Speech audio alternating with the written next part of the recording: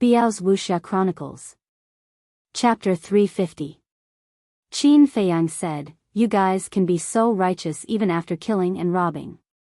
I really admire you guys. However, I am very sorry. In my, Qin Feiyang's, dictionary, the word tactful does not exist. Let me give you a piece of advice. You'd better get out of the way immediately." Qin Feiyang had already lost his patience. Robbing in broad daylight. These people were simply lawless.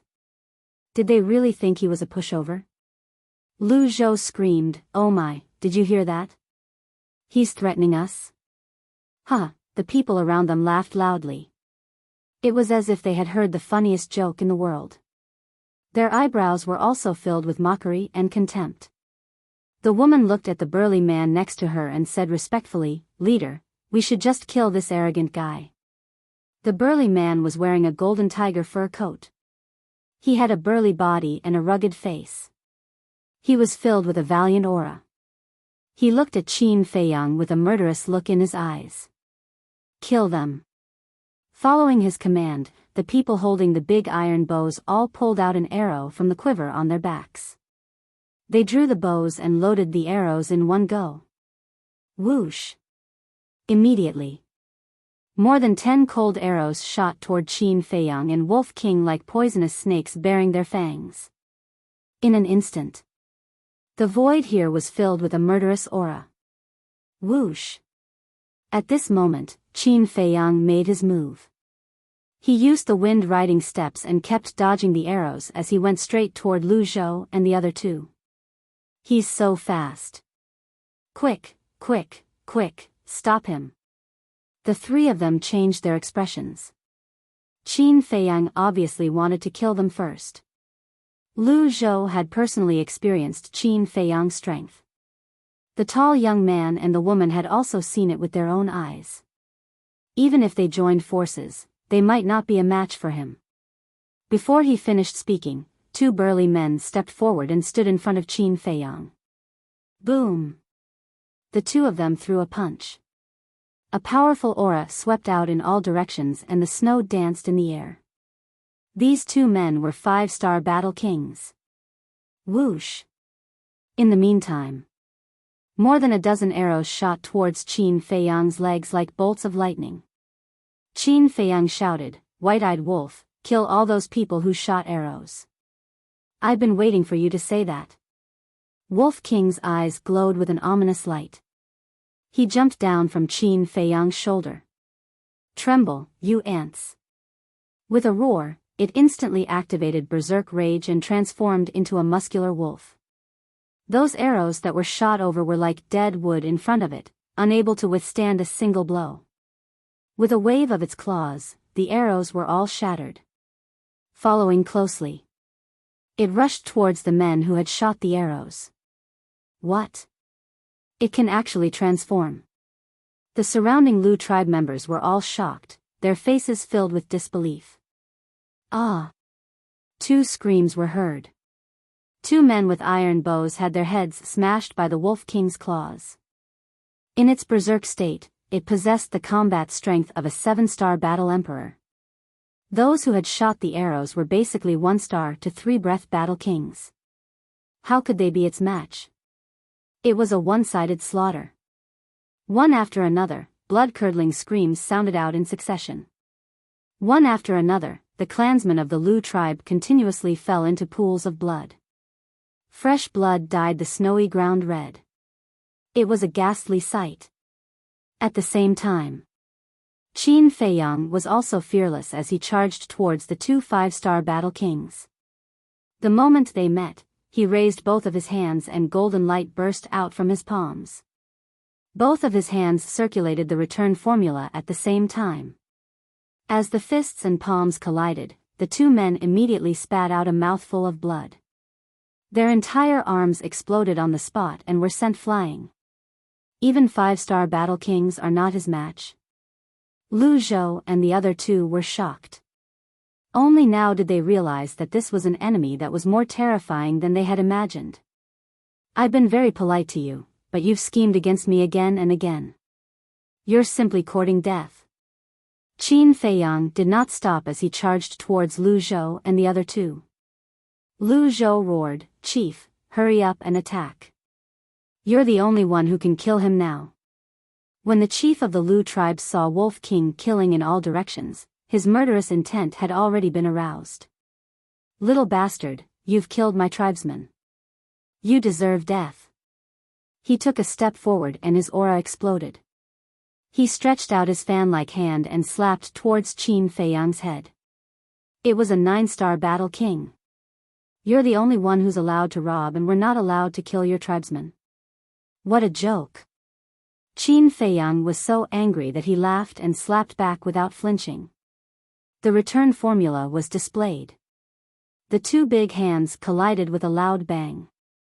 Boom! A terrifying wave of air rolled out in all directions with the two of them as the center point. Lu Zhou and the others were immediately sent flying by the wave of air. Their bodies shook violently as they spat out blood.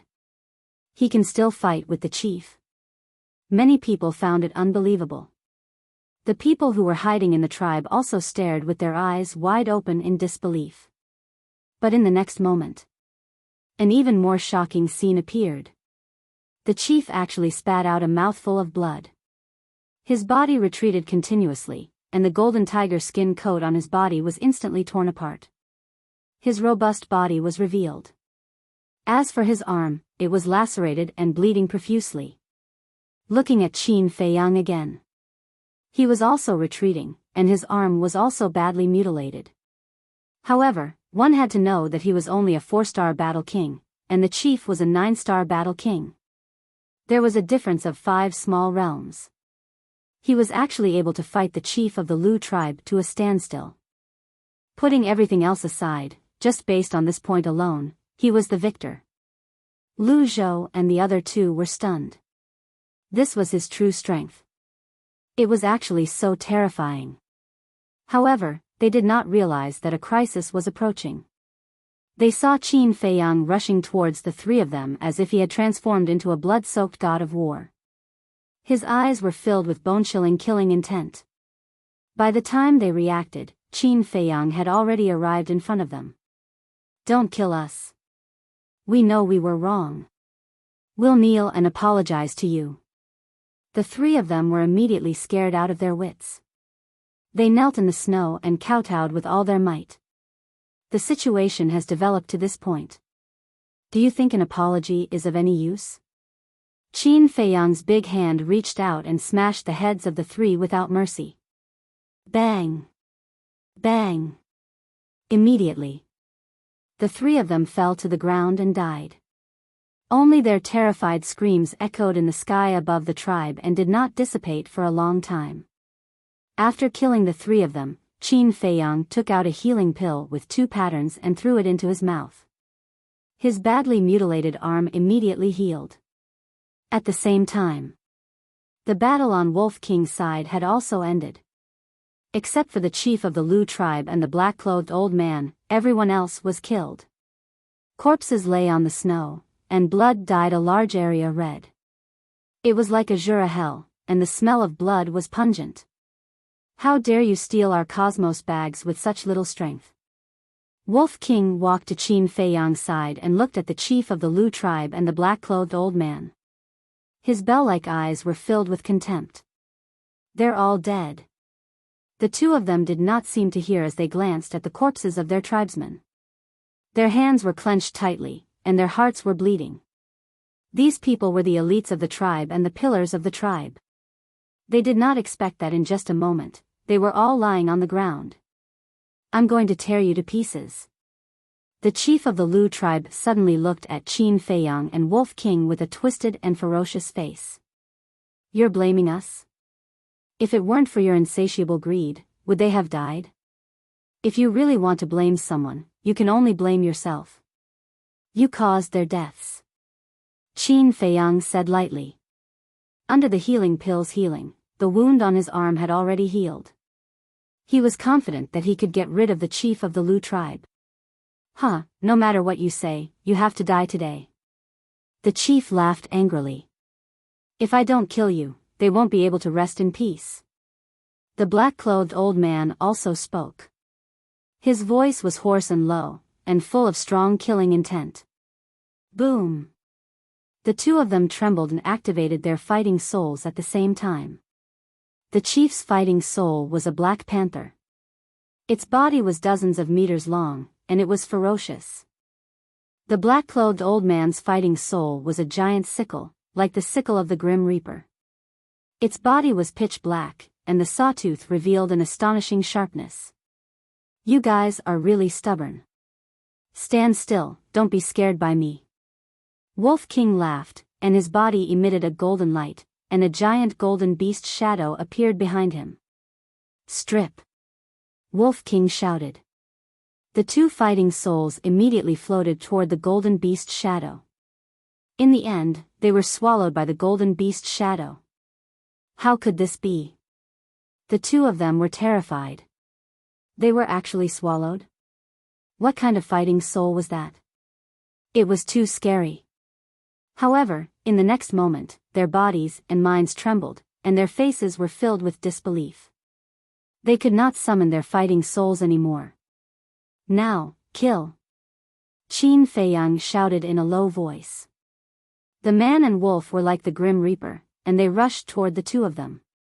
Chief, High Priest, be careful. Seeing this, the people hiding in the tribe hurriedly shouted. The two of them quivered and suddenly came back to their senses. Without hesitation, they raised their fists and punched toward Qin Feiyang and Wolf King. However, it was obviously a little hasty. Let me do it. Qin Feiyang shouted. He stretched out both hands and used the return formula. Bang! The three of them were sent flying at the same time. The Wolf King seized the opportunity and pounced at the black-clothed old man, crushing his throat in one bite. Ah! Screams resounded through the sky. Bastard! The chief bared his teeth. As he stabilized his body, he charged toward Wolf King angrily. Hey! Wolf King grinned. He did not dodge. Instead, he waved his thick claws and rushed toward the chief. I'll kill you now. The chief laughed sinisterly.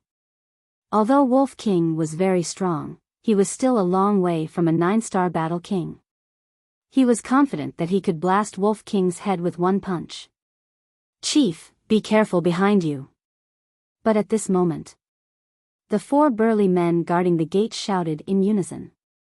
The chief felt a chill on his back and hurriedly turned his head to look. Immediately, he saw Qin Feiyang holding a dagger and pouncing toward him. There was a devilish smile on that slightly immature face. It's over. Qin Feiyang raised the corner of his mouth and stabbed the chief between his eyebrows, penetrating his entire head. At the same time, Wolf King also pounced and slashed the chief's throat with his claws. Blood spurted out like a fountain. Chapter 351. Wolf King said, Little Qin Zi, are you okay? I'm fine. Qin Feiyang shook his head. Earlier, he fought the high priest and the chief by himself. Although he had the return technique, his arms were torn apart and almost crippled. Fortunately, the two of them were dead. Otherwise, he really wouldn't have the strength to fight back now. The chief is dead. The high priest is also dead. Why did this happen? Why are you so cruel? Let's go together and kill them.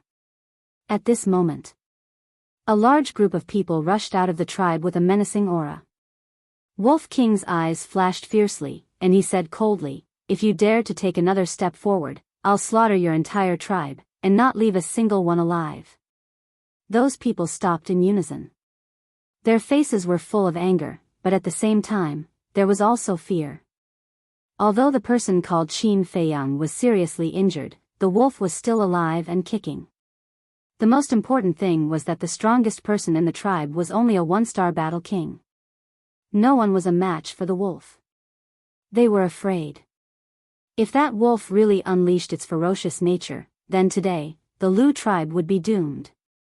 Qin Feiyang put away the Chang Shui, took a supreme grade healing pill, and asked, which tribe is the strongest here? No one in the Lu tribe answered.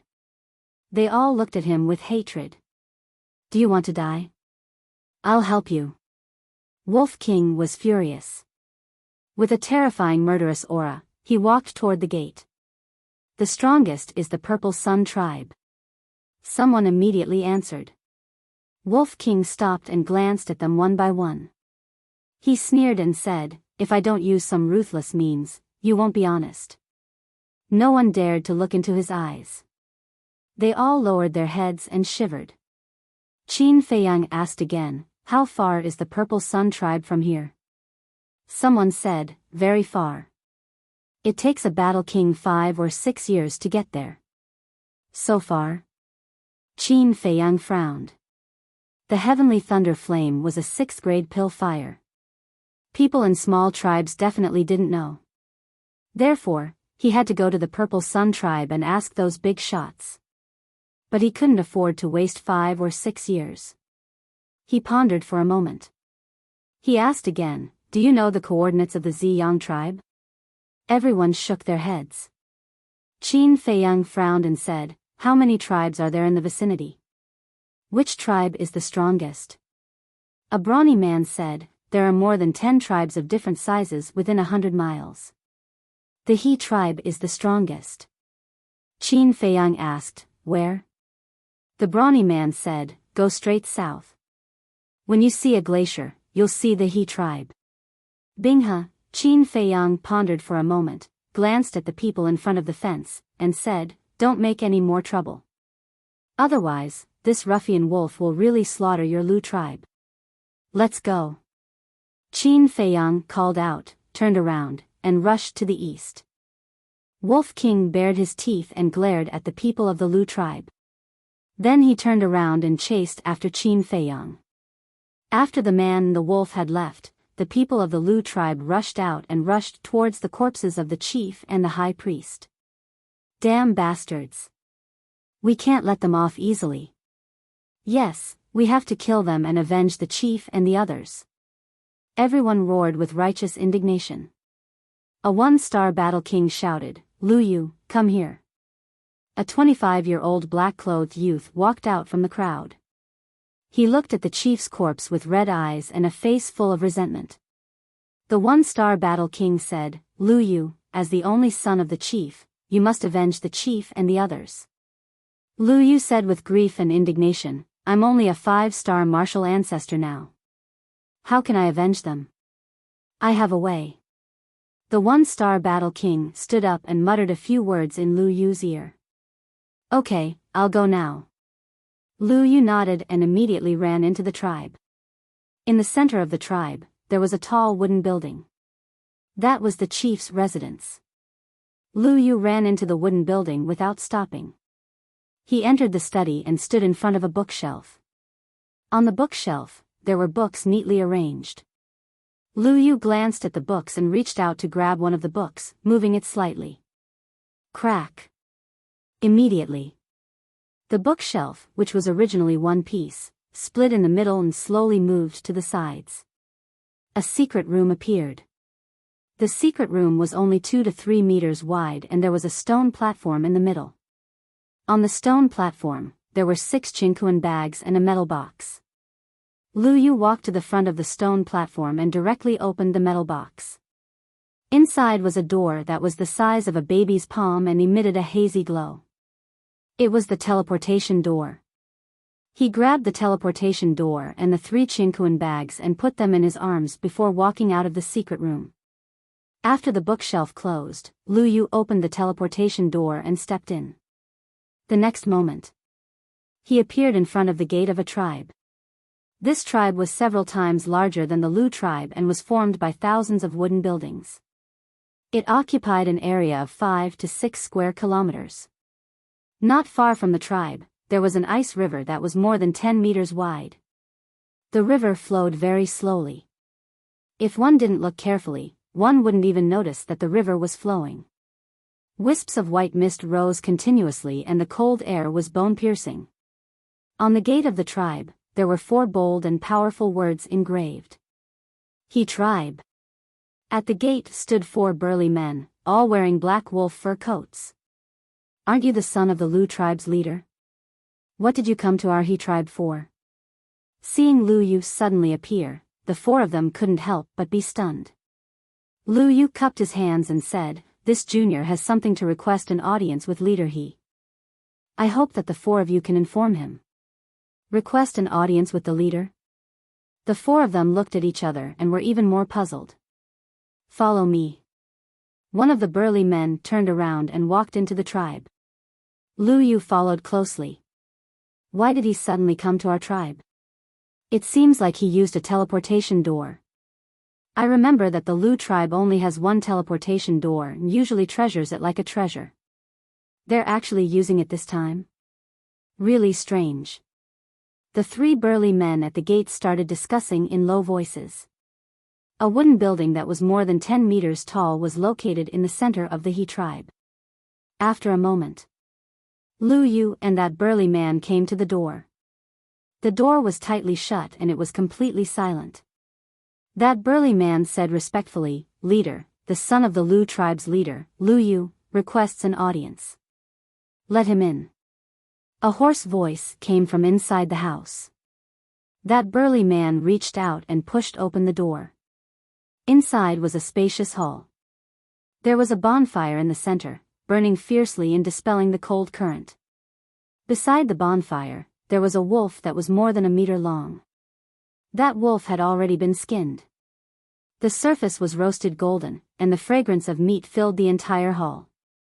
Beside it, there was a wide couch covered with a layer of golden wolf skin. A black-clothed old man was lying comfortably on the couch. There were also two rather beautiful maids in their 20s serving at the side. One fed him wine and meat. The other sat beside the seat and gently massaged his legs. This simple life was very comfortable. That burly man brought Lu Yu and walked in front of the black-clothed old man. Lu Yu bowed and said, "Junior Lu Yu greets leader He Yuan." He Yuan glanced at him indifferently and said, "What are you looking for me for?" Lu Yu said, "Junior wants to ask the leader to kill someone." He Yuan frowned and asked, "Who?" Lu Yu said, "A person called Qin Feiyang. He has a wolf by his side." Wolf. He Yuan and the burly man's eyes lit up at the same time. The burly man asked, "Why do you want to kill them?" Lu Yu said resentfully, "They killed my father, the high priest, and more than 30 war kings of my Lu tribe." What? The burly man and the two maids turned pale with fright. He Yuan also suddenly stood up. His old eyes flickered as he asked, "How strong are they?" Lu Yu said, "Very strong, but they haven't broken through to the War Emperor realm." "If they haven't reached the War Emperor realm, then there's nothing to worry about." He Yuan smiled disdainfully and said, "However, why should I help you?" Lu Yu took out the 3 cosmos bags and handed them to He Yuan with both hands, saying, "This is half of my Lu tribe's savings, I wonder if it's enough?" He Yuan's eyes flashed as he raised his head to look at the burly man. The burly man understood and grabbed the 3 cosmos bags. After checking them one by one, he nodded to He Yuan. He Yuan pondered for a moment and nodded, "All right, I agree to help you. Tell me the details of their situation." "Thank you, leader." Lu Yu was wild with joy. At the same time, a young man in white was walking on a glacier. It was Qin Feiyang. Wolf King lay on his shoulder and complained, "What the hell is this place? It's too cold. You're so hairy and you're still saying it's cold?" Qin Feiyang was speechless. Wolf King suddenly said, "Little Qin Z, do you think we're still in the Great Qin Empire?" "I don't know." Qin Feiyang shook his head. Ferocious beasts from 10,000 years ago, large and small tribes, these were things he had never come into contact with before. If we're not in the Great Qin Empire, where would we be? Wolf King's eyes were filled with doubt. Time flew by. 2 hours had passed. Qin Feiyang walked and stopped all the way until he finally arrived at the glacier. Of course, if he traveled at full speed, it wouldn't have taken him so long. However, he had to heal his injuries. In this strange place, he had to be in peak condition at all times. He stood on the shore and looked up. He could clearly see the He tribe on the other side. I hope this trip is not in vain. Qin Feiyang muttered. He suddenly jumped up and landed on the other side steadily, walking toward the He tribe. Without waiting for Qin Feiyang to approach the He clan, the 4 large men guarding the entrance had already noticed him. It's him. The eyes of the burly man who took Lu Yu to He Yuan 2 hours ago lit up. It's the first time I've seen a wolf that can transform and talk. I just don't know if there's any difference between its meat and that of other wolves. I really want to taste it. He Qin, why don't we kill them here? The other 3 men licked their lips with a fierce look in their eyes. Don't act rashly. They killed the chief and high priest of the Lu tribe, which is enough to show that their strength is comparable to a 9-star warrior. I'm afraid only the chief of our He tribe has the ability to kill them. He Qin whispered. Hearing this, the 3 men frowned, but then the corners of their mouths curled into a sneer. Chapter 352. At the same time, Qin Feiyang was also sizing up He Qin and the other 3. The 4 of them all had the strength of a 3-star battle king. In the tribe, there were no less than 100 battle king auras. Their overall strength was indeed several times stronger than the Lu tribe. But suddenly, his expression changed, and a cold light flashed past the depths of his eyes. Because He Qin and the other 3 were all wearing wolf pelts. Wolf King had followed him through life and death, and he had long regarded Wolf King as family. Thus, he had an inexplicable good impression of other wolves, no matter what species they were. At this moment, when he saw the 4 of them wearing wolf pelt coats, he instantly lost his good impression of the He tribe. Similarly, seeing his own kind being killed and their fur being skinned, Wolf King couldn't help but feel a killing intent in his heart. Calm down. When Qin Feiyang detected the Wolf King's change, he secretly sent a sound transmission to comfort it.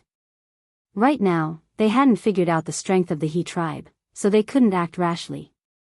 Walking in front of the 4 of them, Qin Feiyang was about to speak. Wolf King was the first to speak. Call your leader out. He can really talk. The eyes of the 4 lit up. He Qin said, follow me, the leader has been waiting for a long time. Finished speaking. He Qin turned around and walked into the tribe. He knew we were coming.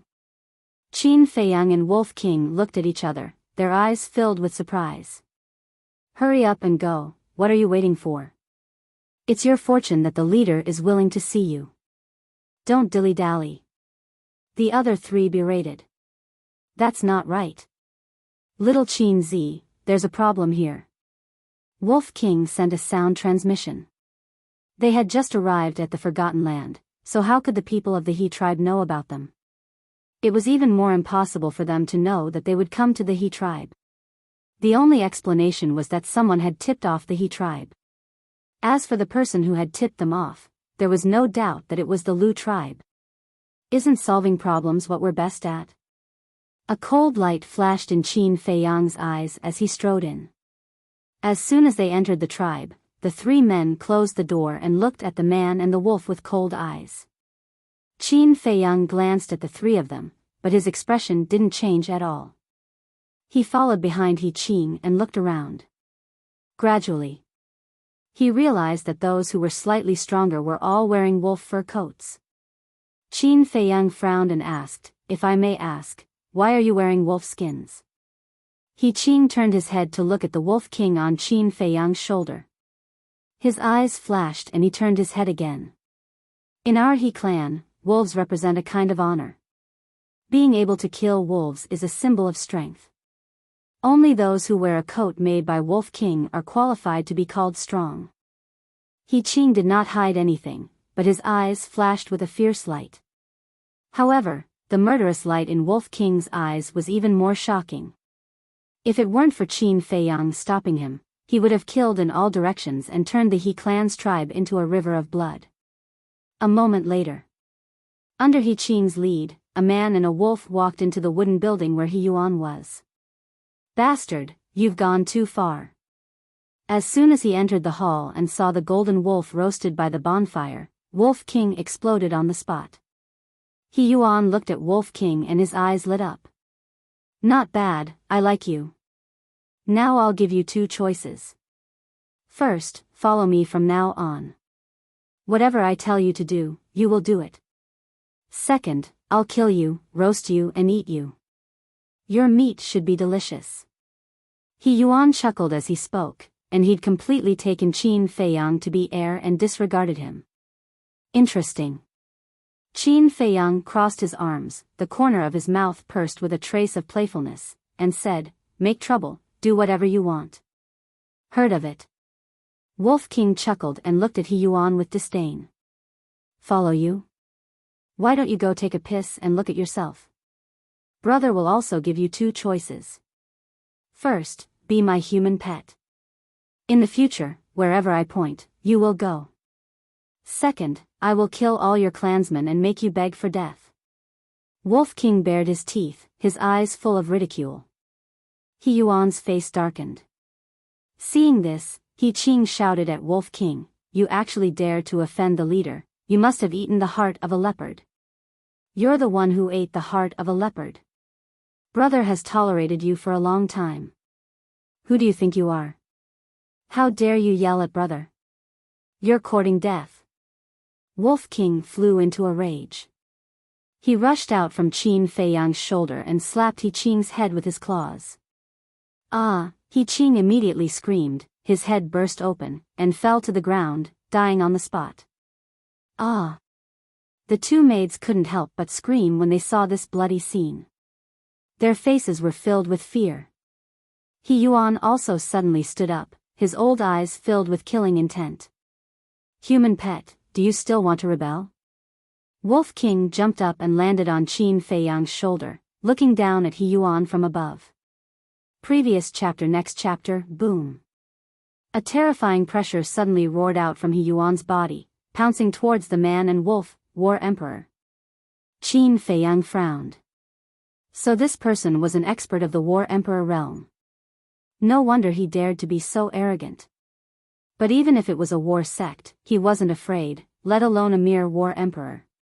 He said indifferently, "I didn't mean to cause trouble, I just wanted to ask for the coordinates of the Ziyang tribe, so please behave yourself."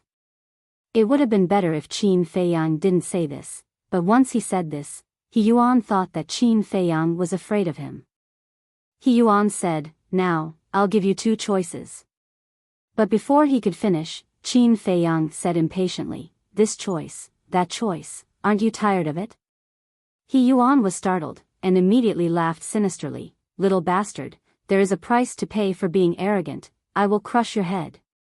As soon as he finished speaking, killing intent surged in his eyes.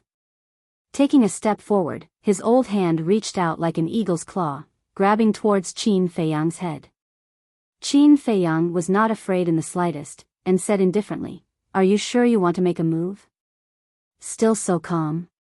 He Yuan's eyes revealed astonishment, and he laughed sinisterly, "Then I'll kill that wolf first, and then I'll skin it and roast it in front of you.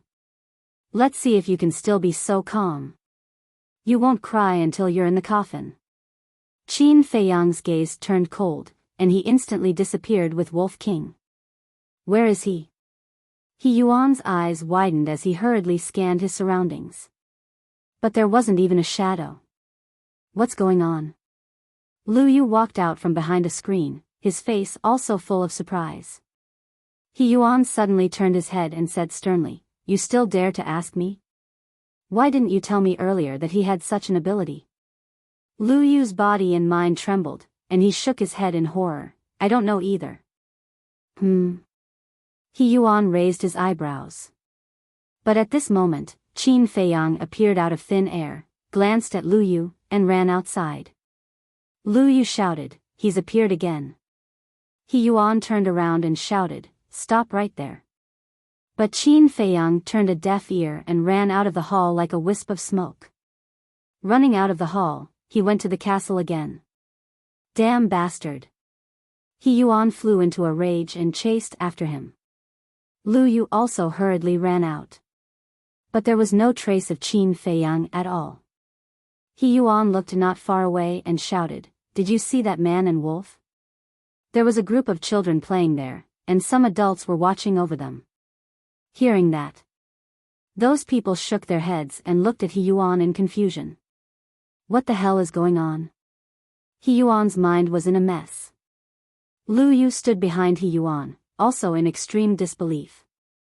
As soon as they appeared, they disappeared as soon as they ran out of the hall.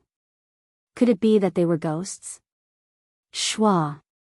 At this moment, Qin Feiyang silently appeared behind Lu Yu. He grabbed Lu Yu's arm. Lu Yu's body trembled, and he immediately screamed in panic. Shua. In the next moment, both of them disappeared. Just as the two of them disappeared, He Yuan suddenly turned his head.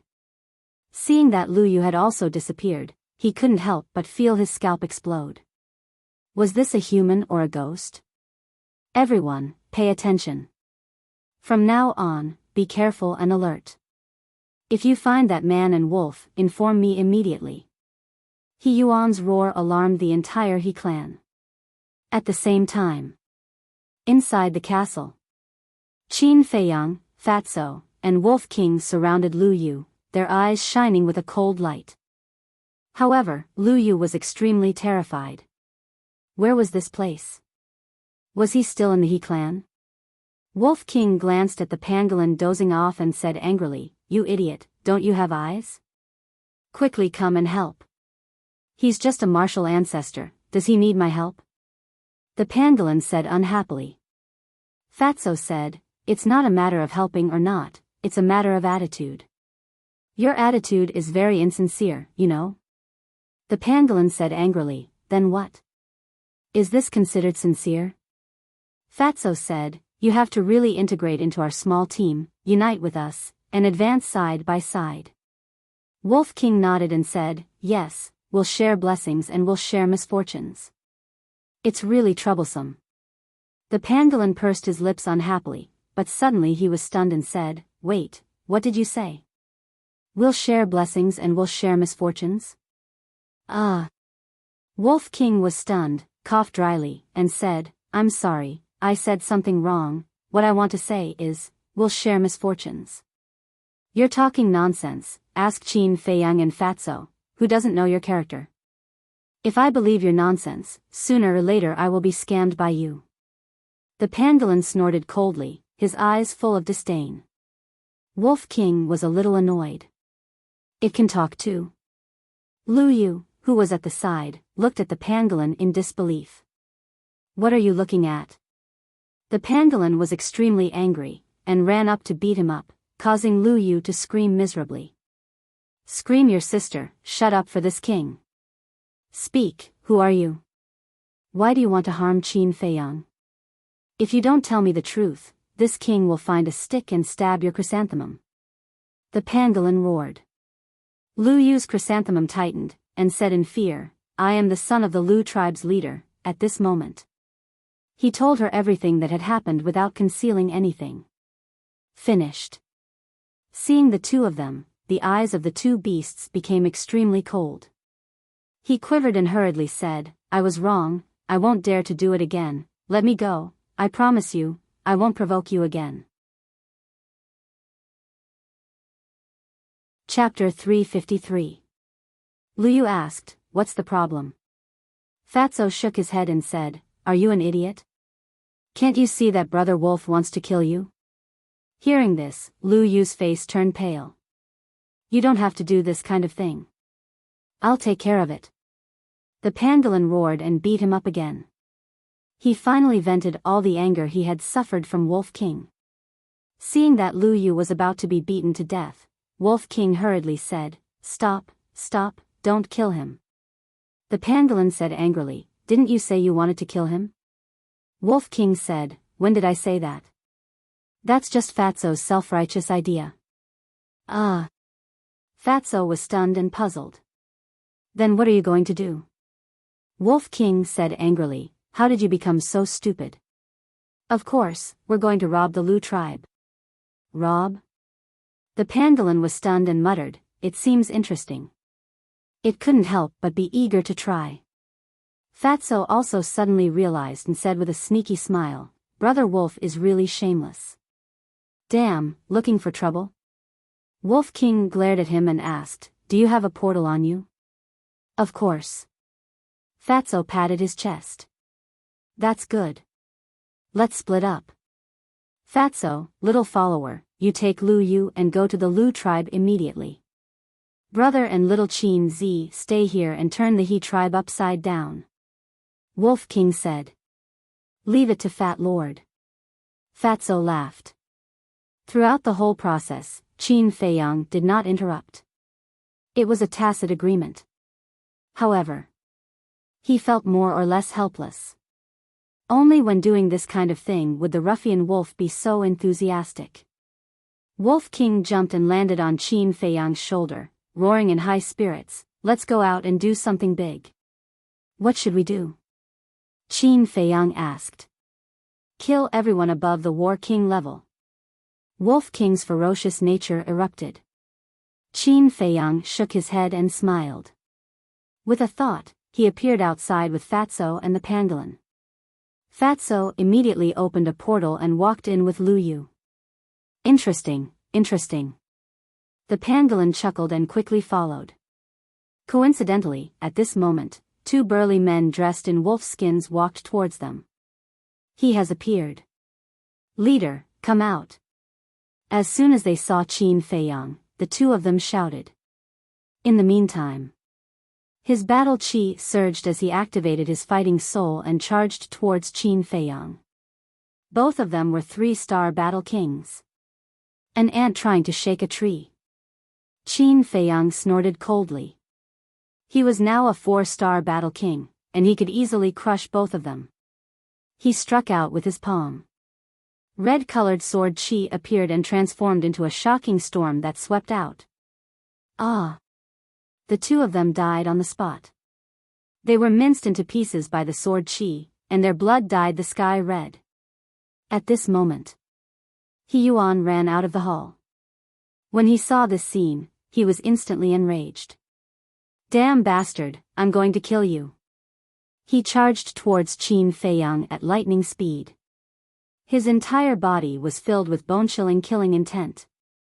The show has just begun. Qin Feiyang waved his hand and opened a portal. He then turned around and glanced at He Yuan before stepping into it.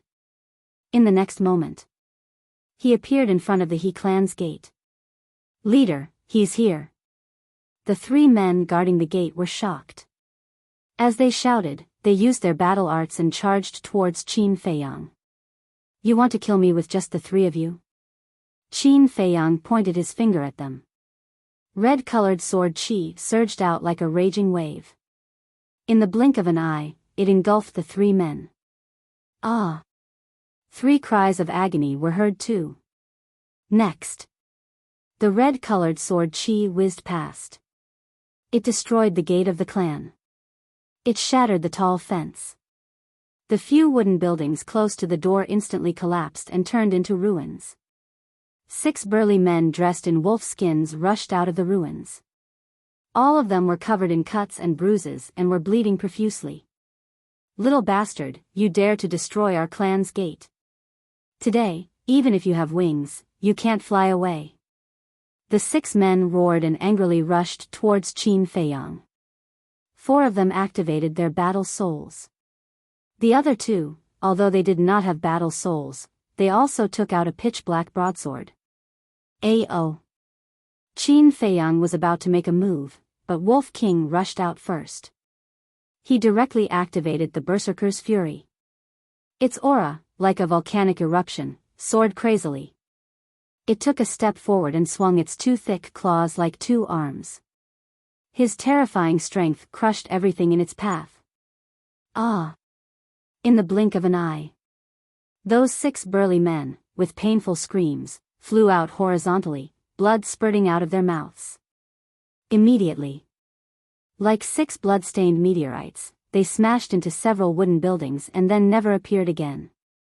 A few wooden buildings also collapsed. Damned beast. I'm going to kill you all and avenge them. If you have the guts, don't run today. One by one, people wearing wolf skins rushed over from all directions, all of them brimming with killing intent. Enough to kill 30 to 40 people. Whiz. At the same time, a black shadow broke through the air. It was He Yuan. When he saw the ruins and the corpses lying on the ground, his eyes couldn't help but turn red. Qin Feiyang raised his head and looked, saying, "It's too late to regret now." Regret? Huh, you killed my clansmen, destroyed my clan's gate, and still dare to say such words? You really don't know what's good for you. Let me tell you, the one who regrets today will be you. He Yuan's face was sinister.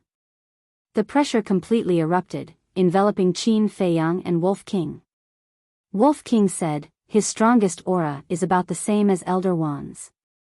Qin Feiyang nodded, and said, this means that he is a one-star war emperor. And here I was thinking how strong he was. So it's just a so-so. If there's a perfect opportunity, I can still kill him. Wolf King sneered. The gap between the War King and the War Emperor was not small. If it were anyone else, even the 9-star War King, they would be panicking. They probably wouldn't even have the courage to face He Yuan. But Qin Feiyang and Wolf King were different. When they were still warriors, they had already taken care of the Black Wind stronghold, which had 2 martial masters. Later on, he challenged the Black Bear City's city lord. Later on, he even challenged Zuan, the Danwang Hall of Yen City, and the royal family. And the royal family of Pan County. The merfolk clans wore master-level elders. There were also the Lu family, Wang family, Jing family, and so on. It could be said that they had been struggling in adversity all this time. If it were anyone else, they would have already broken down and given up. But they didn't. They grew up step by step and rose up step by step. Moreover, they had tempered their steel-like willpower and fearless spirit. Even if they were facing a war master, they could do it without fear. What's more, it was just a 1-star war emperor. The pressure enveloped Qin Feiyang and Wolf King, and they were both imprisoned. But when he saw that the man and the wolf were not panicking at all, and were even whispering to each other, He Yuan immediately burned with anger. Die. He pointed his index finger in the air. A dazzling battle chi, like a graceful swan, streaked across the sky with astonishing destructive power. It arrived in an instant. Boom! Accompanied by a deafening sound, a deep pit suddenly appeared in this place. Cracks spread out in all directions with the deep pit as the center. Billowing dust and smoke covered the sky. The people who were originally rushing towards Qin Feiyang and Wolf King were also sent flying, blood spurting out wildly. But they didn't have the slightest intention of blaming He Yuan, only joy on their faces. They're finally dead. Humph, those who dare to go against our He clan, none of them have a good ending. The spectators in the distance also sneered. He Yuan waved his hand, and a gust of wind blew, blowing away the dust. Other than that deep pit, nothing else could be found. Looks like they've already been smashed to pieces. Definitely. Our leader is a war emperor. If he uses all his strength, with their little strength, there will definitely be no bones left. I still wanted to torture them, but it seems like there's no chance. Many people revealed disappointment. If they died like this, it would be too easy for them. Quickly go and fill the pit. He Yuan also smiled contemptuously, and after giving some instructions to the clansmen below, he turned around and flew away. About 10 breaths later. Suddenly, a man and a wolf appeared in the deep pit. Those who were about to fill the pit couldn't help but be stunned. Not dead? How was this possible? Ayo. Wolf King howled and rushed out of the deep pit like an arrow. It was as if a death god had descended, crazily slaughtering. For a moment, this place was filled with wails. Broken corpses and broken limbs were flying everywhere. Blood dyed the void and earth red. Previously. On the eve of the battle, Qin Feiyang and Wolf King went to the castle. However, the timing was very good. So much so that even He Yuan didn't see them disappear and thought they were already dead. Leader, they're not dead. Save us. Wolf King killed crazily, to the point that the He clan's clansmen were scared out of their wits, to the point that they were like chickens and dogs, fleeing in panic. What? They're actually not dead. Hearing the cry for help, He Yuan's eyes widened in anger, turned in the air, and rushed towards the gate with monstrous anger. At the same time, Qin Feiyang also rushed out of the deep pit, casually dealt with a middle-aged man who was rushing towards him, and then scanned the He clan. Finally, he locked onto He Yuan's residence, and his eyes flashed. Just wait to regret it. Qin Feiyang laughed coldly, opened a teleportation gate, and shouted, "White-eyed wolf, He Yuan is here, let's go." With that, he walked in. Wolf King took care of 3 more people and also ran into the teleportation gate. The teleportation gate quickly dissipated. At this time, He Yuan finally rushed over. Seeing the corpses all over the ground, he roared, "Where are they?" Qin Feiyang opened a teleportation gate. "We don't know where they went." "Leader, you must kill them and avenge the dead clansmen." Those who were lucky enough to survive all roared in grief and indignation. "Damn it!" He Yuan roared in exasperation and rushed into the sky, overlooking the entire tribe. However, there was no trace of Qin Feiyang and Wolf King at all. "Get the hell out of here!" He roared again and again, mad with anger. However, he didn't know that a man no wolf had already entered his residence. In the hall, when the 2 maids saw Qin Feiyang and Wolf King come in, they curled up beside the chair, their faces pale and shivering. Chapter 354. Really? The 2 maids looked at him with trepidation. "I've always been a man of my word." Qin Feiyang smiled and said, "Tell me, where is the treasure house?" "The treasure house." The 2 maids were shocked. This man was actually thinking about the treasure house. "I don't know. We're just nobodies. The leader won't tell us such an important place." The 2 maids shook their heads in horror. "Little Qin Z doesn't kill women easily." "No, I won't kill you on behalf of my cousin. If you don't tell me the truth, I'll eat you." The Wolf King took a step forward and bared its fangs. Its bell-sized eyes flashed with a frightening light. "It's behind that wall. The mechanism is in that painting." The 2 maids were so frightened that they pointed to the wall behind them without thinking and blurted out, "That's good." Wolf King chuckled. The man and the wolf looked up and saw a landscape painting hanging on the wall. It was 3 meters long and 1 meter wide. They walked quickly up to the painting. The 2 maids also collapsed on the ground, their faces pale. "How can there be a mechanism in the painting?" Wolf King looked up and down at the painting, puzzled. "Ah." Qin Feiyang was stunned and speechless. "Why did your IQ suddenly become so low? Who are you talking about? Your butt is itching again, isn't it?" Wolf King glared at him angrily. Didn't the 2 maids say it clearly? The mechanism was in the painting. "Stupid." Qin Feiyang shook his head, reached out, grabbed the landscape painting, and pulled it down. Immediately, a secret compartment was revealed. The size of the secret compartment was almost the same as a wash basin. There was a bright-colored jade in it, which was about the size of a palm. So that's how it is. Wolf King suddenly understood and then couldn't help but become angry. He didn't even think of this. He really ruined his reputation. Qin Feiyang shook his head and smiled. He grabbed the jade again and turned it hard. Crack. The wall in front of him split open and automatically moved to the sides. Very soon, a secret chamber appeared in front of the man and the wolf. The secret chamber was more than 10 meters wide. There was a stone platform in the center, and more than 10 cosmos bags were neatly placed on it. Looks like you've saved up quite a bit. Qin Feiyang's eyes lit up and he was about to walk in. However, Wolf King suddenly stretched out his paw and stopped him. He transmitted his voice, "There's someone inside." "Someone's there?" Qin Feiyang frowned.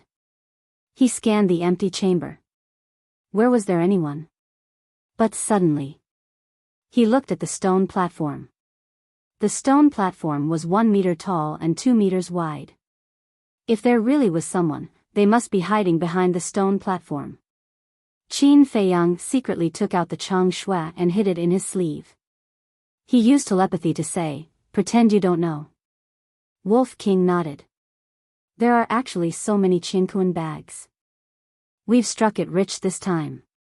It shouted excitedly and ran towards the stone platform. Qin Feiyang also ran in.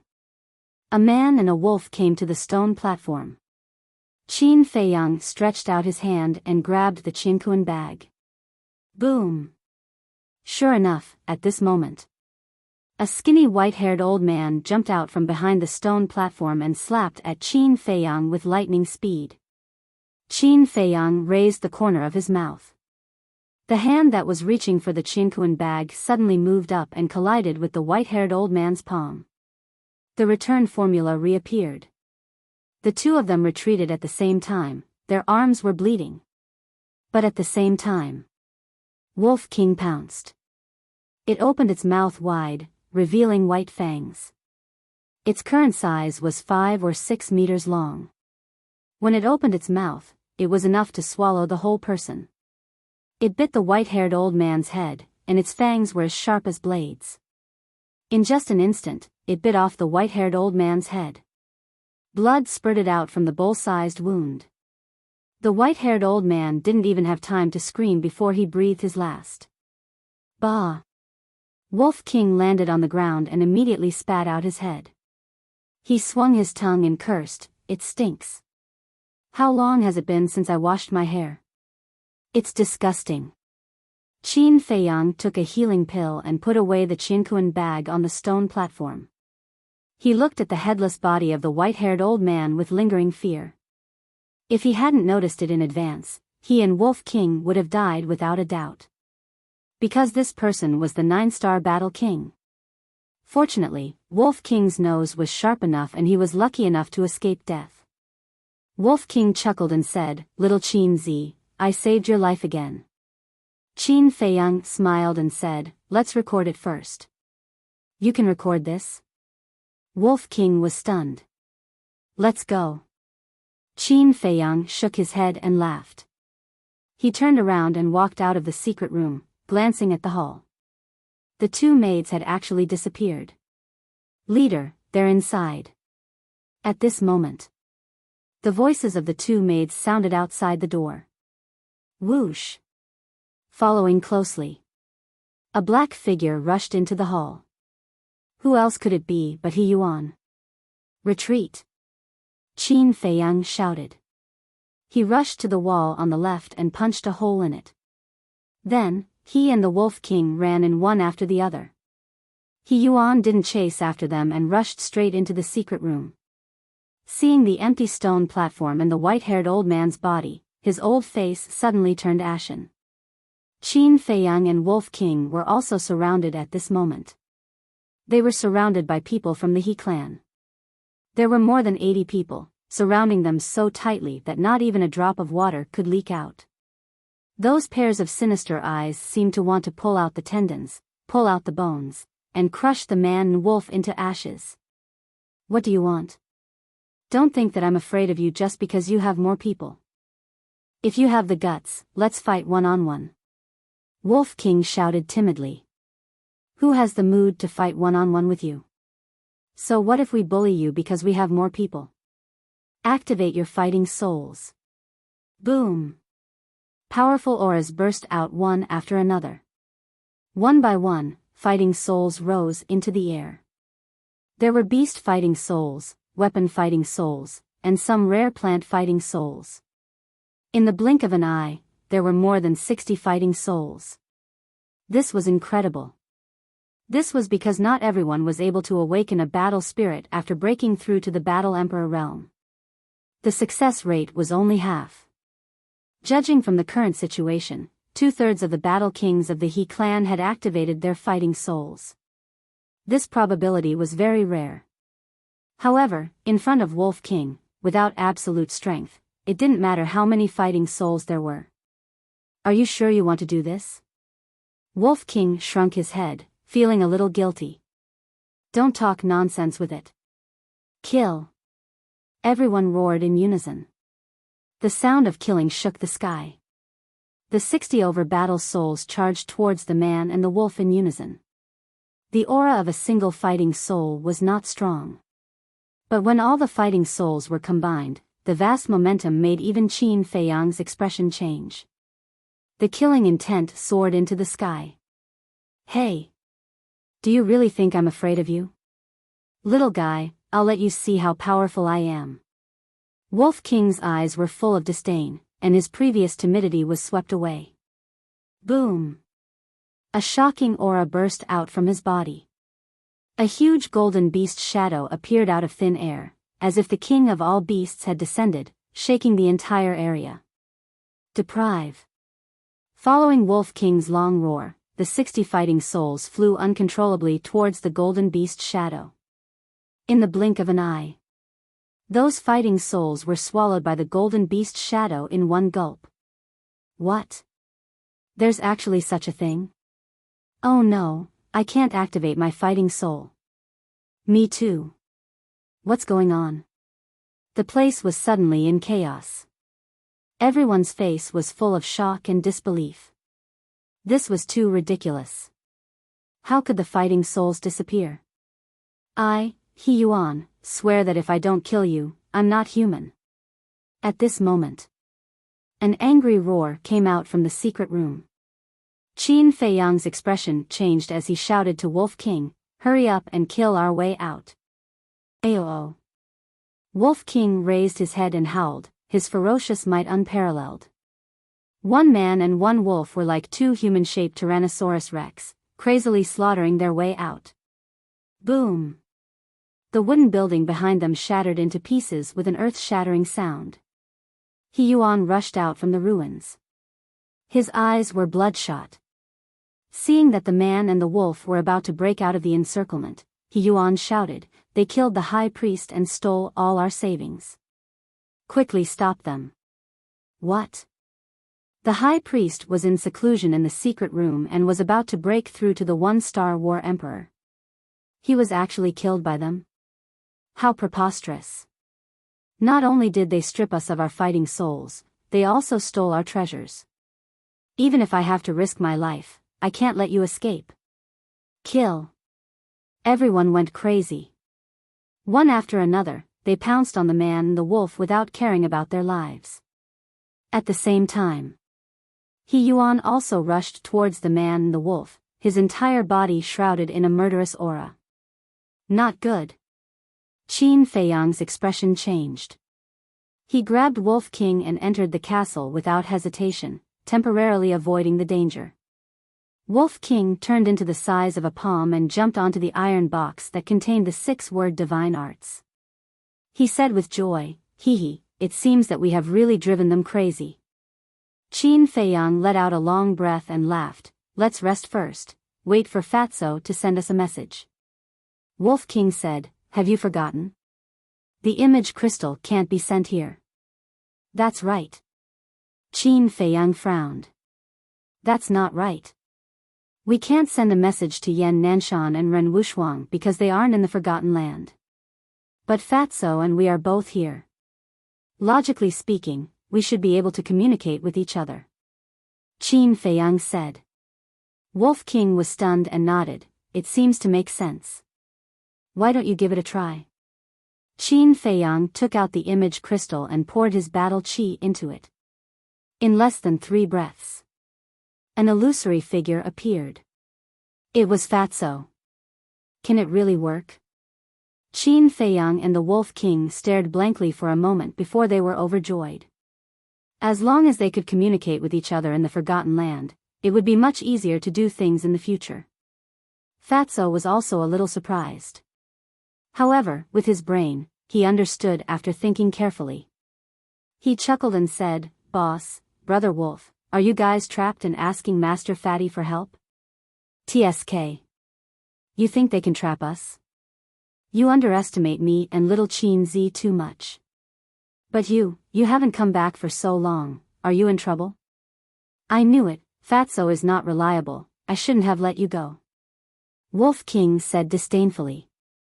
"What?" "Let me tell you, the treasure of the Lu tribe has been obtained. As for now, Fat Lord is teaching those disobedient people a lesson," Fatso said. Wolf King shook his head and sighed. "It turns out that you are still acting tough over there. You really haven't changed."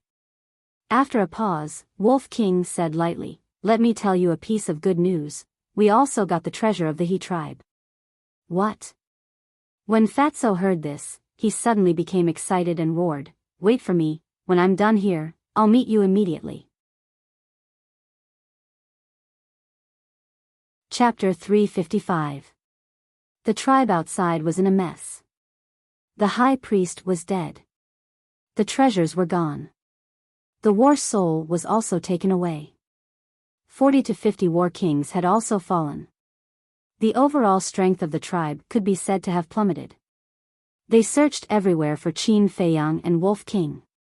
If they didn't take revenge, they wouldn't be human. But after searching the tribe, they couldn't find any trace of the man and the wolf. Where the hell did they go? "Get out here and die!" some people roared. He Yuan didn't look for them. He stood at the place where Qin Feiyang disappeared, his eyes flickering. Every time they disappeared, they would appear in the same place. This was enough to show that the man and the wolf definitely didn't leave. As long as he waited here, he should be able to find them. With that thought in mind, a strong cold light burst out from his old eyes. But after a long time, he didn't see Qin Feiyang and Wolf King appear.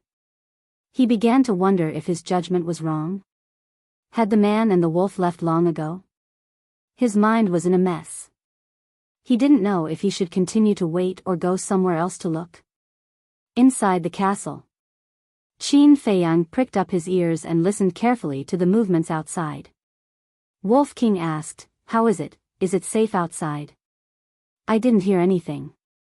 But I'm afraid that He Yuan will silently wait outside. After all, we've been in and out several times. Anyone with a bit of brains will be able to find some clues," Qin Feiyang said. Wolf King said, "Don't we have a teleportation gate? Can't we just teleport out?" Qin Feiyang couldn't help but be stunned. He had never tried to teleport out of the castle. However, the castle was an independent space divine object. Could it be directly teleported out? Probably not. He took out a teleportation gate and tried it. The result was that it really couldn't be teleported. Wolf King was a little disappointed. But Qin Feiyang didn't. Everything was within his expectations. Right. As if he suddenly thought of something, he turned his head to look at the Wolf King and asked, "That battle soul of yours, can it be taken away from everyone?" "Of course." Wolf King nodded and said, "But it also depends on the opponent's cultivation." "What do you mean?" Qin Feiyang was suspicious. Wolf King said, "As long as they are in the same realm, I can strip them of their battle souls." Qin Feiyang was shocked and asked, "If you were a 1-star battle king now, would you still be able to seize the battle soul of a 9-star battle king?" "That's right." Wolf King nodded and added, "However, if the opponent's cultivation has surpassed the Battle King realm and reached the Battle Emperor realm, then it won't work." "Suck." Qin Feiyang gasped. Wasn't this too heaven-defying?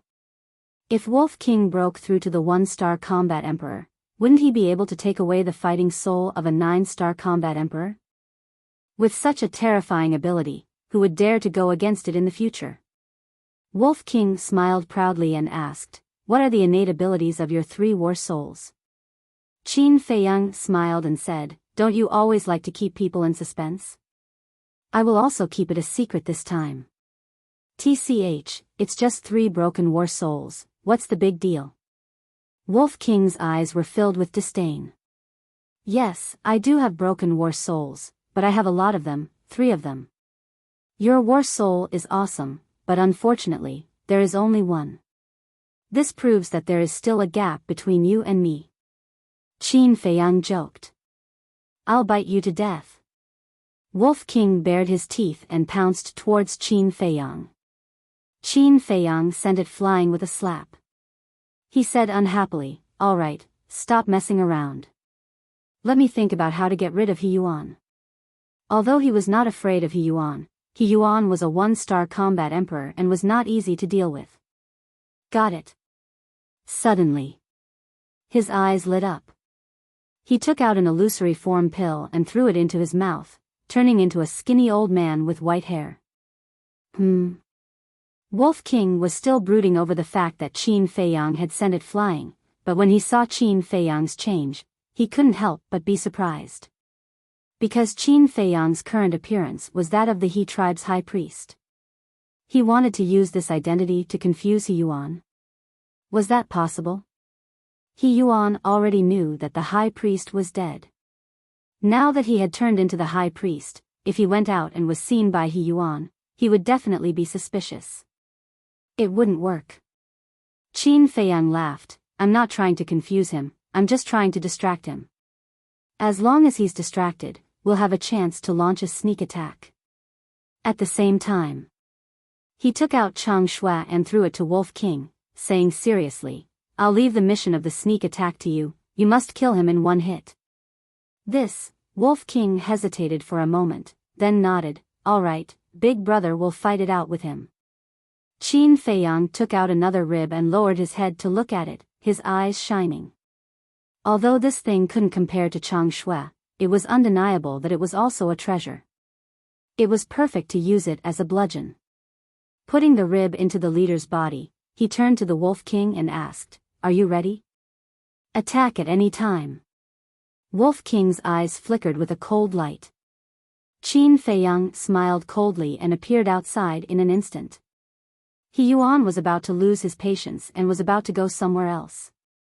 But suddenly, he sensed an aura appear. I've been waiting for you for a long time. Killing intent crawled up from his eyes, and without hesitation, he turned around and punched out. However, just as he turned around, he immediately braked and stopped, his old face instantly filled with bewilderment. High Priest? Wasn't he dead? Driven by instinct, He Yuan turned his head to look at the wooden building behind him that had already turned into ruins. He had clearly seen with his own eyes that the high priest had died in that secret room, so why did he suddenly appear again? Not good. It must be Qin Feiyang, who had disguised himself as the high priest, trying to pass himself off as a fake. He Yuan was not stupid and immediately thought of this. But just as he thought of this, Qin Feiyang quickly took out the rib. Grabbing one end with both hands, he used it as a stick and smashed it towards He Yuan's head. At the same time, with a thought, Wolf King also appeared out of thin air. Its 2 rows of steel teeth were biting Chang Shui's hilt, and the tip of the blade was pointed forward. At this moment, Wolf King was like the shaft of an arrow, and Chang Shui was like the tip of the arrow.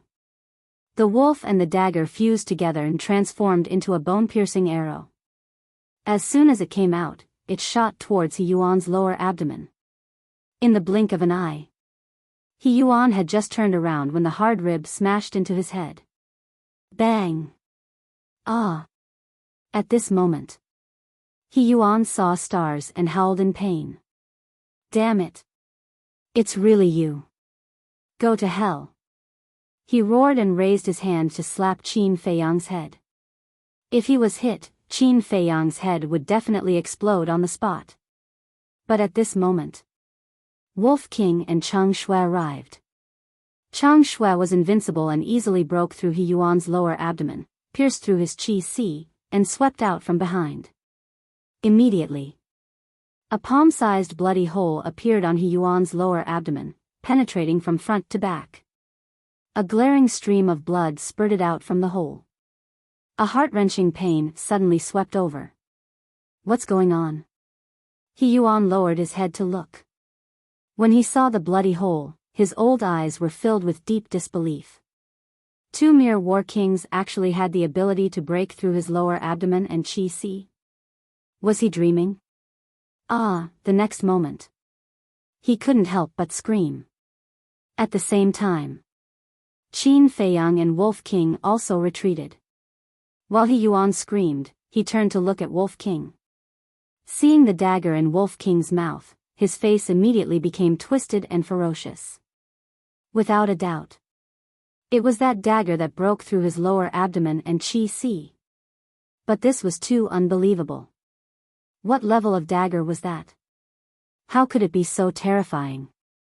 I'm going to kill you, He Yuan roared hysterically and rushed towards Wolf King. I'll go. Your chi si is crippled, and you still have the strength to run? However, you're a cripple now. Do you think I'm afraid of you? Wolf King rushed towards He Yuan with disdain in his eyes. However, He Yuan didn't manage to run 2 steps before he fell to the ground with a bang. He was no longer able to get up. His consciousness was also being rapidly devoured by the darkness. Ugh! Wolf King was stunned for a moment, then ran in front of He Yuan's head and laughed. Before you die, try my holy water first. At that moment, a stream of urine sprayed out and all of it splashed on He Yuan's face. He Yuan gritted his teeth and said sternly, "Bastard, I won't let you go even if I become a ghost." Hey! Wolf King laughed. Wait until you become a ghost. My holy water is extremely rare. Have a good taste. Pfft! He Yuan spat out a mouthful of blood. Bastard, can you be any more shameless? At this time, Qin Feiyang also came in front of He Yuan and said indifferently, "Tell me the coordinates of the Purple Sun tribe, maybe I can save your life." Chi Si was crippled. As long as his heart and head were fine, he would not necessarily die. As long as he took the healing pill in time, there was still a chance to save his life. But he needed a high-level healing pill. Ordinary healing pill did not have this ability. However, even if he could save his life, he would be a cripple for the rest of his life and would not be able to continue cultivating. Because there was no way to repair a broken chi si. Can you save your life? He Yuan was stunned and said with a grim smile, "If you can't cultivate, living will only be more painful. I won't tell you, you can take your time to find it." Is that so? Qin Feiyang took out a top-grade healing pill with 2 elixir veins and stuffed it into He Yuan's mouth. The bloody hole in his lower abdomen immediately healed at a speed visible to the naked eye. Qin Feiyang sneered, "Now it's not that easy for you to die even if you want to. If you are willing to tell me, I will give you a quick death." What kind of healing pill is this? The effect is actually so strong? He Yuan's face was full of disbelief.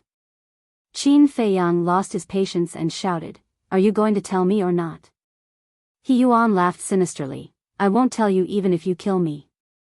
If you have any means, just come at me." Qin Feiyang's face turned cold, got up and grabbed Chang Shui, and said to Wolf King, "Torture him until he tells you." It's a piece of cake. The Wolf King laughed mischievously and immediately attacked, using everything he had. Immediately, He Yuan's blood-curdling screams resounded in this place. Let go of the leader. At this time, a large group of people rushed over aggressively. They were all War King. Whoever dares to move, I'll kill them. Qin Feiyang turned his head and swept his gaze over them. That bone-chilling gaze caused their bodies and minds to tremble. Chapter 356.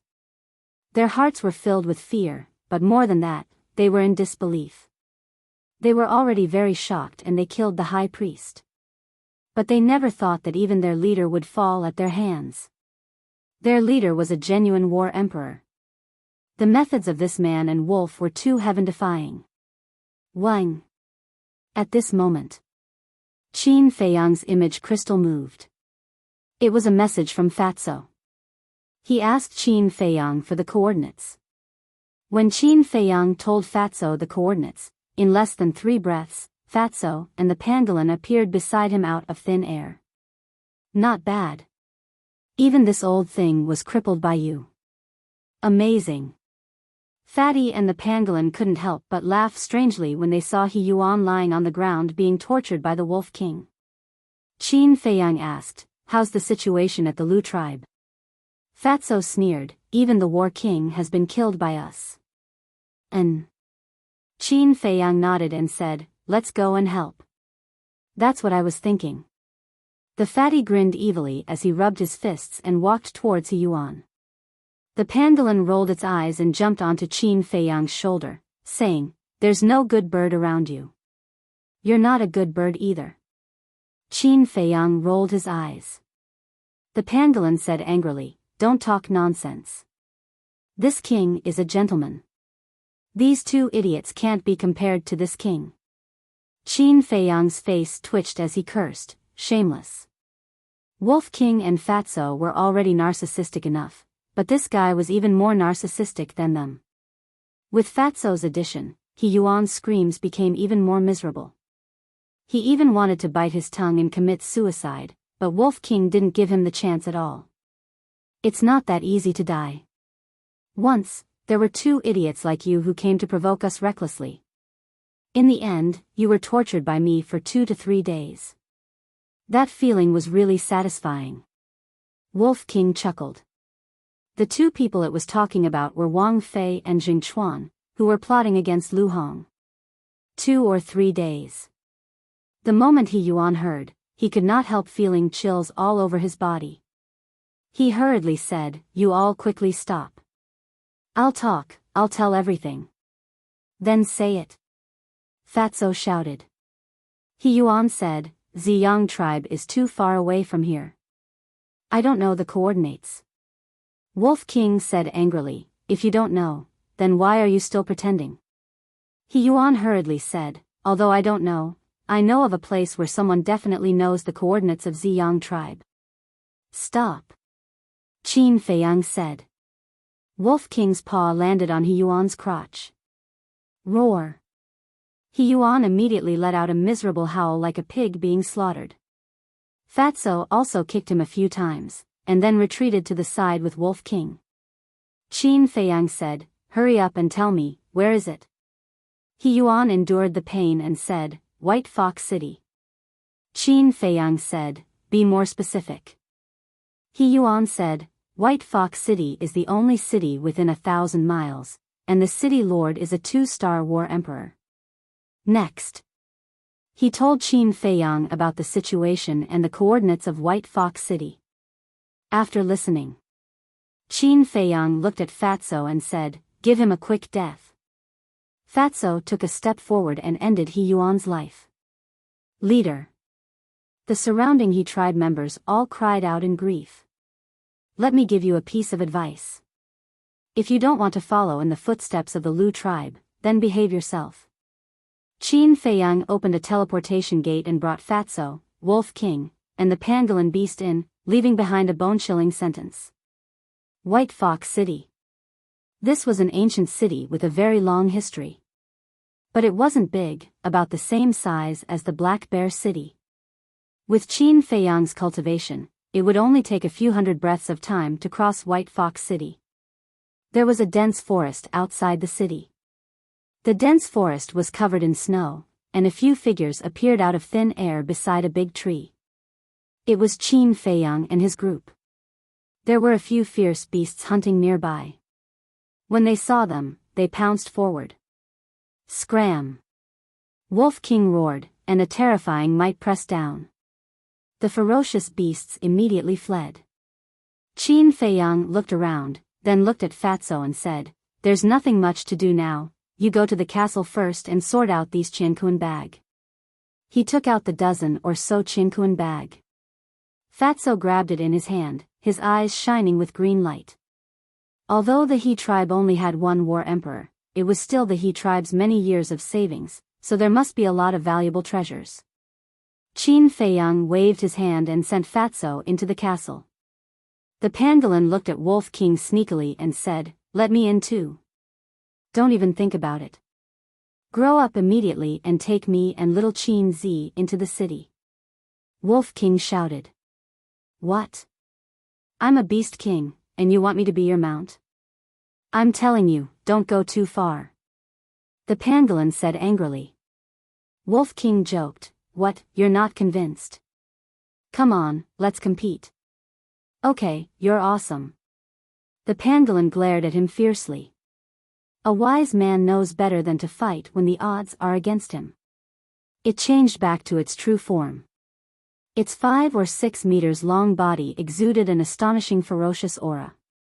This, Qin Feiyang hesitated for a moment, then jumped onto the pangolin's back. Wolf King stood on top of the pangolin's head, waved his claws in front of him, and shouted in high spirits, let's go. You can be proud of yourself. Sooner or later, I'll teach you a lesson. The pangolin snorted coldly and ran out of the dense forest with heavy steps, making loud thumping sounds. The ground was shaking. And it left footprints that were 1 foot deep. The snow on the surrounding trees fell in patches. Wherever it passed, the ferocious beasts it encountered fled in panic like birds startled by the twang of a bow. What's going on? Why is there such a big commotion? Is it a beast tide? The people hunting in the forest also turned pale with fright. Wolf King shouted, be quiet. Are you afraid that others won't know we're here? The pangolin said angrily, can you not ask for so much? How dare you talk back? Wolf King was furious. He slapped its head with his claws, and the pangolin jumped in pain. The commotion became louder. It must be a beast tide. Let's go and take a look. One figure after another rushed over from all directions. Sensing those auras, Qin Feiyang couldn't help but frown. Then he jumped down and landed on the ground, saying, both of you, go and stay on my shoulder. The pangolin was as if it had been granted amnesty. It instantly turned into the size of a palm and landed on Qin Feiyang's left shoulder. Bastard, I told you to do it on purpose. Wolf King angrily jumped up and slapped the pangolin flying with a claw. It crashed into a big tree and its body was about to fall apart. It got up in a sorry state and looked at Wolf King angrily. If you continue like this king will become angry. If you have the guts, then come. A little follower should have the awareness of a little follower. If you dare to do this again, I will directly cripple you. Wolf King coldly snorted. I'll endure it. The pangolin took a deep breath, walked in front of Qin Feiyang, and jumped onto his right shoulder. Qin Feiyang frowned. It seemed that he couldn't let these two little fellows stay together too often. Otherwise, they would fight sooner or later. Whoosh!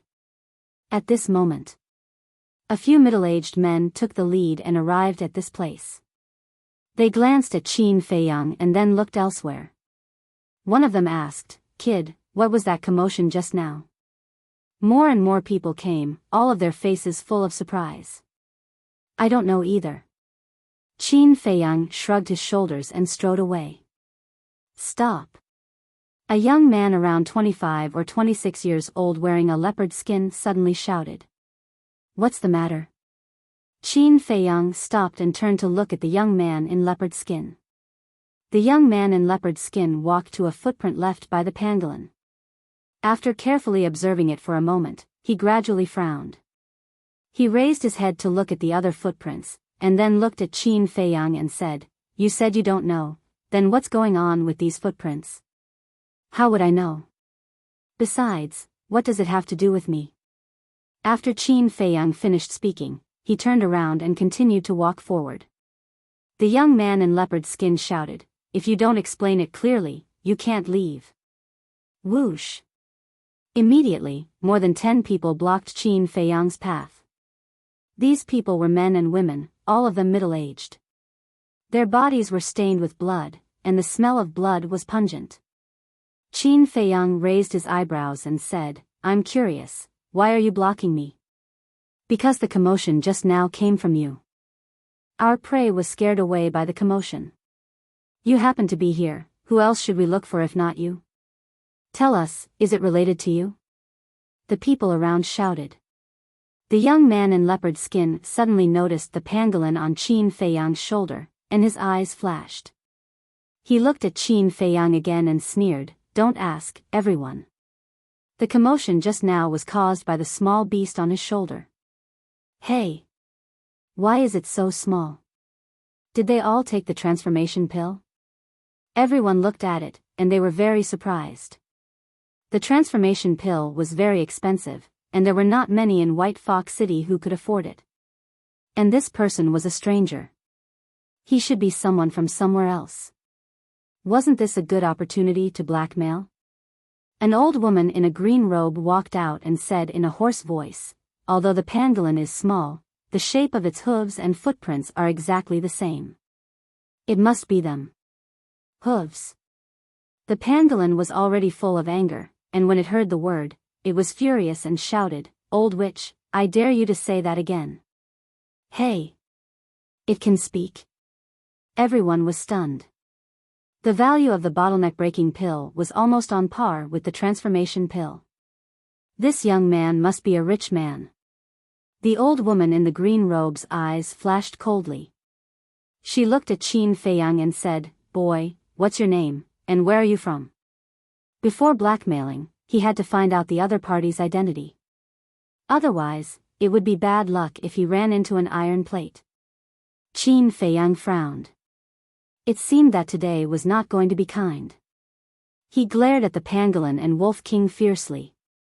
If it weren't for these two bastards, he wouldn't have encountered such trouble. After a moment of silence, Qin Feiyang said, "I'm from the Purple Sun tribe." What? The Purple Sun tribe? The surrounding people were shocked.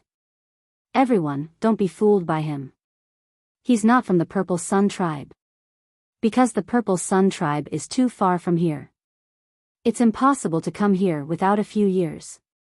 The young man in leopard skin sneered with a trace of mockery in his eyes. Qin Feiyang turned to look at the young man in leopard skin and said indifferently, "Don't you know that there's something called the teleportation gate? What's wrong with this person? He kept getting in the way. Did he have a grudge against him?" Chapter 357. The young man in leopard skin said, "Stop quibbling. You're not from the Z Sun tribe at all." Qin Feiyang said, "How can you be so sure?" The young man in leopard skin sneered. "Of course I'm sure. You can fool others, but you can't fool me." Qin Feiyang frowned. That's not right. Why did he feel that this person knew him very well? Could he be from the He tribe or the Lu tribe?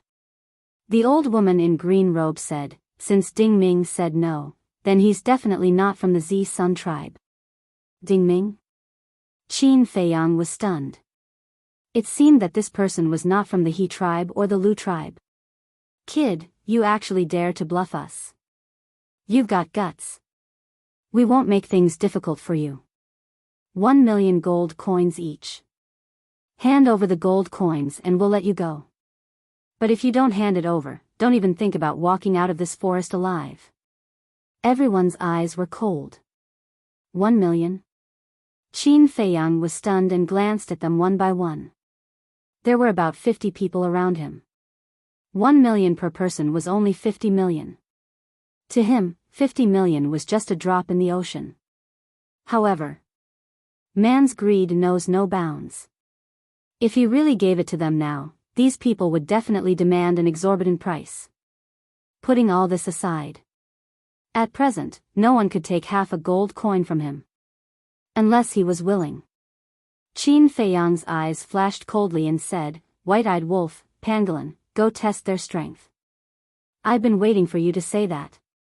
The two beasts rushed out from his shoulders at the same time. Boom! Their small bodies expanded in the wind and instantly changed back to their true forms. They were both 5 to 6 meters long and had white fangs that shone with a shocking cold light. So big. Their aura is also very strong. The 50 people were shocked. "What are you afraid of? We have so many people.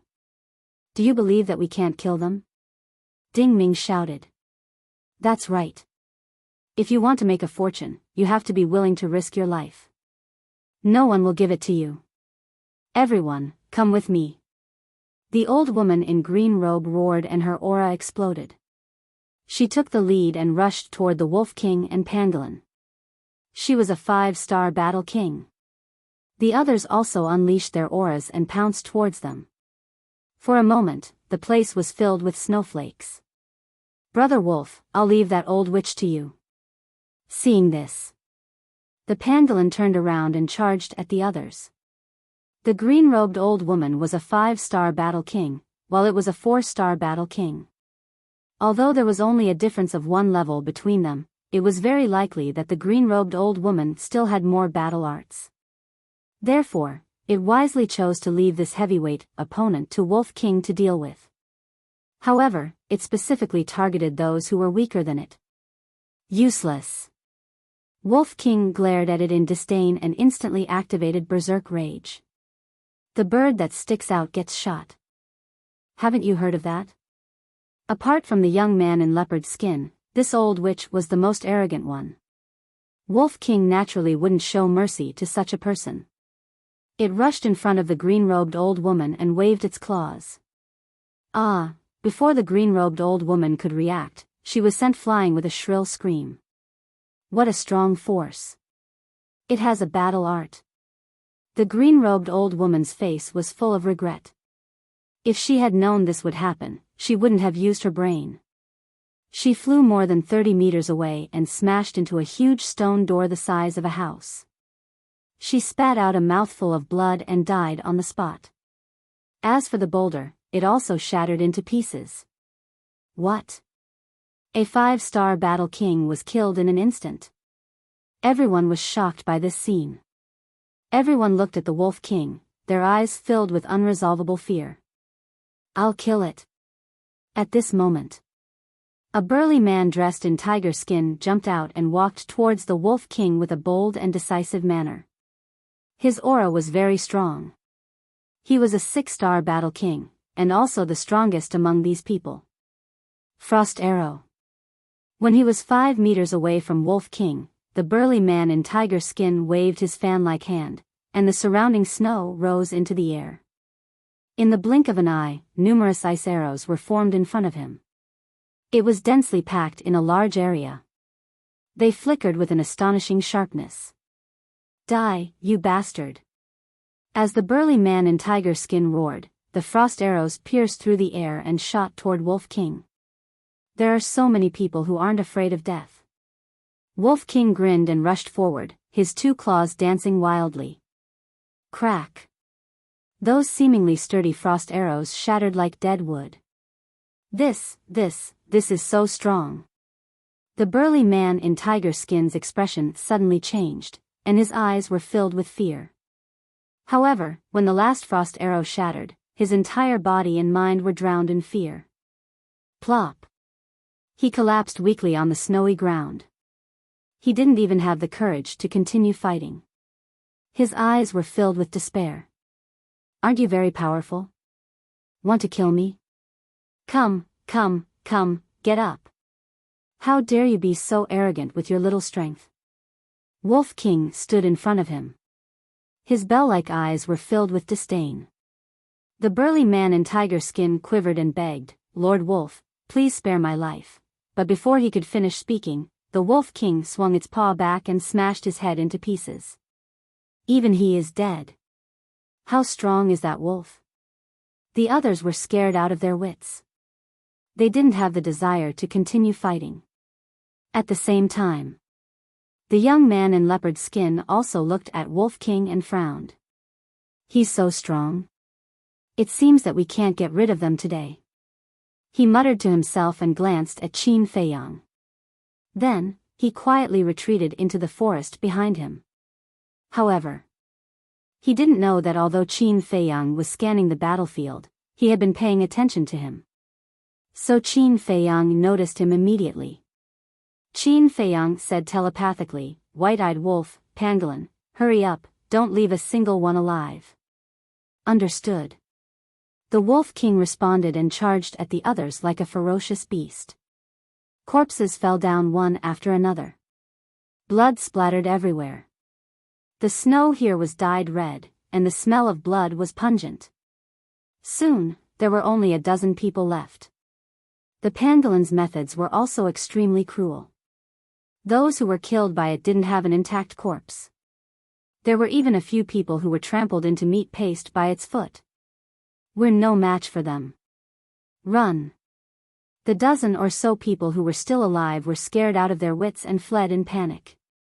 However, there were also a few people who were relatively calm. Let's go and capture that kid. As long as we capture him, no matter how strong those two beasts are, they won't be able to cause any trouble. I have the same idea. He looks like he's only 17 or 18 years old. He's definitely not strong. Let's go. The two middle-aged men acted in unison and rushed towards Qin Feiyang. Both of them were 3-star battle kings. Moreover, they both had low-grade martial skills and were quite strong. But obviously, they had bumped into an iron plate this time. Qin Feiyang raised the corner of his mouth and turned to look at the two men. Kid, if you want to live, then obediently submit to capture. The two men sneered and reached out their hands to grab Qin Feiyang's arm. They didn't even use their battle chi. It could be said that they were looking down on him. You'll have to pay the price for looking down on others. Qin Feiyang muttered. His gaze suddenly turned cold. He stretched out his hands and clenched them into fists. Battle chi covered his fists and he fiercely punched the two men's lower abdomens. Ah! The two men screamed and were instantly sent flying, crashing into the snow. How could this be? Even he was so strong. The two men were in deep disbelief. Their heads tilted and they died on the spot. At the same time, Wolf King and the pangolin were also dealt with by those who were escaping.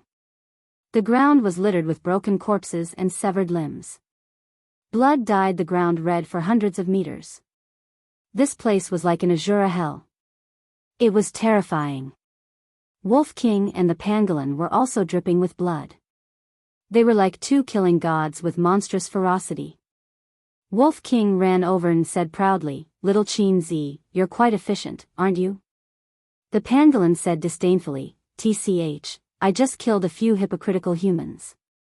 What's there to show off?" Wolf King glared and said angrily, "Are you fucking looking for a beating? I'm a well-mannered and cultured pangolin. I won't bicker with a shameless person like you." The pangolin shook its head and turned into the size of a palm.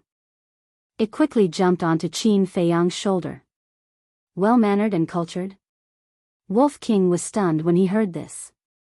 When he came back to his senses, he was furious. This bro has a bad temper. If I don't beat you to death today, I'll walk backwards in the future.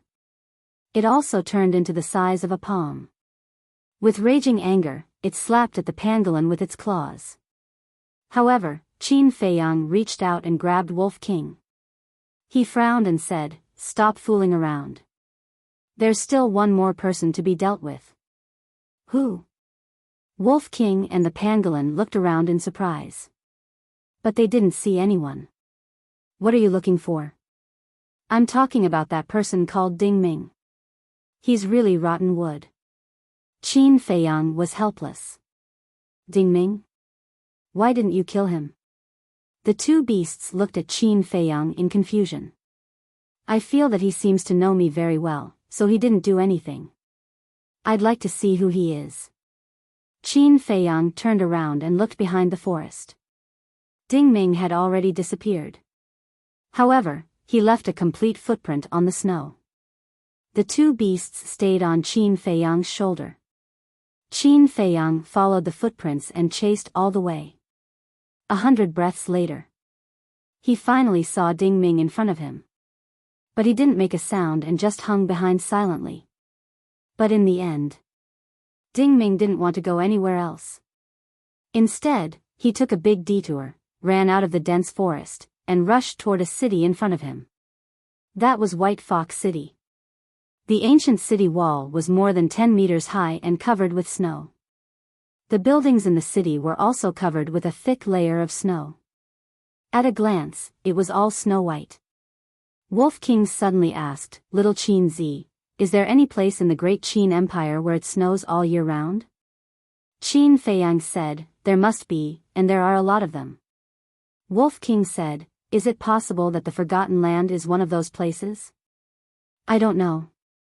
Qin Feiyang shook his head. He dared to say other things, but he really didn't dare to be sure about this. Wolf King pondered for a moment and said, "Have you thought about a problem? How can we go back?" "Yes, that old witch didn't tell us how to go back." "Are we going to be trapped here for the rest of our lives?" The pangolin said in surprise.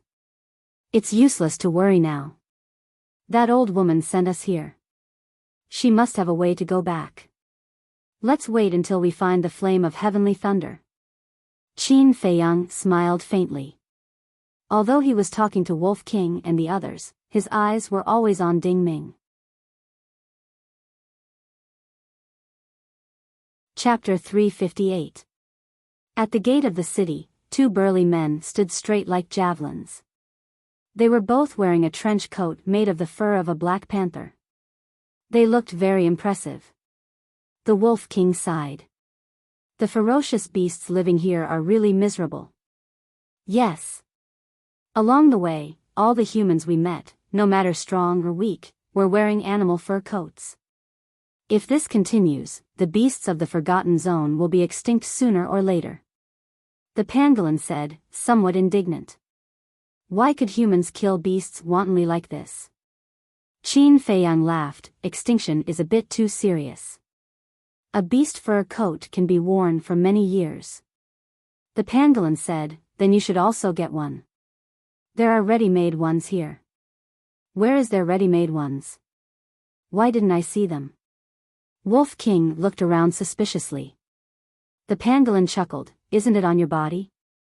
Wolf King was stunned, and suddenly his eyes revealed a fierce light, looking at the pangolin unkindly.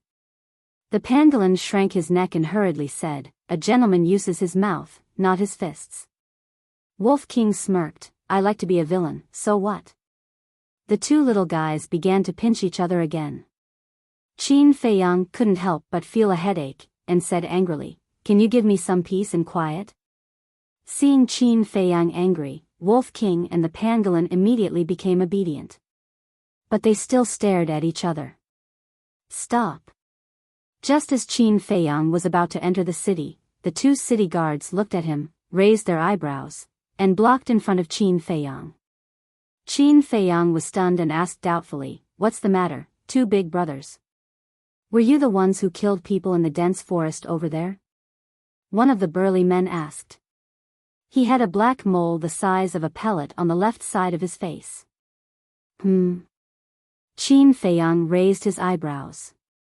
When Ding Ming entered the city just now, he didn't greet these two people. He hadn't even spoken a single word, so how did these two know? The mole man said, "Don't try to quibble. When you were killing people, someone saw it with their own eyes from afar. So there are still fish that escaped the net." Qin Feiyang mumbled and said with a smile, "Two big brothers, we were also forced to kill them." "Is that so?" The two of them sneered. "Yeah, they joined hands to blackmail me. What can I do?" Qin Feiyang looked helpless. They were indeed in the wrong to extort you. However, you shouldn't have killed them all. Do you know what kind of impact your actions will have on White Fox City? The two of them shouted. Wolf King said telepathically, "Little Qin Zi, hurry up. Ding Ming is about to disappear." Qin Feiyang looked at the streets of the city. Ding Ming had reached a crossroad and was walking to the right. "What are you looking at? Do you think we don't exist?" The two burly men said angrily. They were very unhappy with the feeling of being ignored. The pangolin said telepathically, "Damn it, they are simply courting death. Don't be impulsive. These two just want some benefits. Problems that can be solved with money are not problems." Qin Feiyang secretly sneered. He took out 200 gold coins and handed them to the two men, saying with a smile, "This is a small gift from me, The two men's eyes lit up, but when they glanced at the 200 gold coins, they frowned again. That's all? Are you trying to dismiss beggars? The two men sneered. Oh, are you not satisfied? Wolf King's eyes flashed fiercely. Qin Feiyang also raised his eyebrows and said, I'm alone and don't have much savings. Please don't mind. Is that so? Then show me your cosmos bag. The burly man with moles stretched out his hand in front of Qin Feiyang and looked at Qin Feiyang arrogantly. You want to search my cosmos bag? The smile on Qin Feiyang's face was instantly replaced by frost. You really don't want face. Do you still want it or not? He casually tossed 200 gold coins to the two of them, then turned around and walked into the city. What? How dare you be so arrogant here? The people coming in and out all looked at Qin Feiyang in shock. The two burly men's faces were also livid. Although their strength was not very good, they had support. After guarding the city gate for so long, no one had ever dared to say a word to them loudly. Not to mention throwing gold coins at them and humiliating them. Stop right there. The two men shouted at the same time. Qin Feiyang turned a deaf ear. I told you to stop, didn't you hear me? The burly man with moles rushed behind Qin Feiyang in anger and immediately slapped him. However, Qin Feiyang was indifferent, as if he did not notice. The slap was about to land on his head. At this moment, the Wolf King waved its little paw and slapped the burly man's wrist, directly slapping the man's hand away. You still dare to fight back?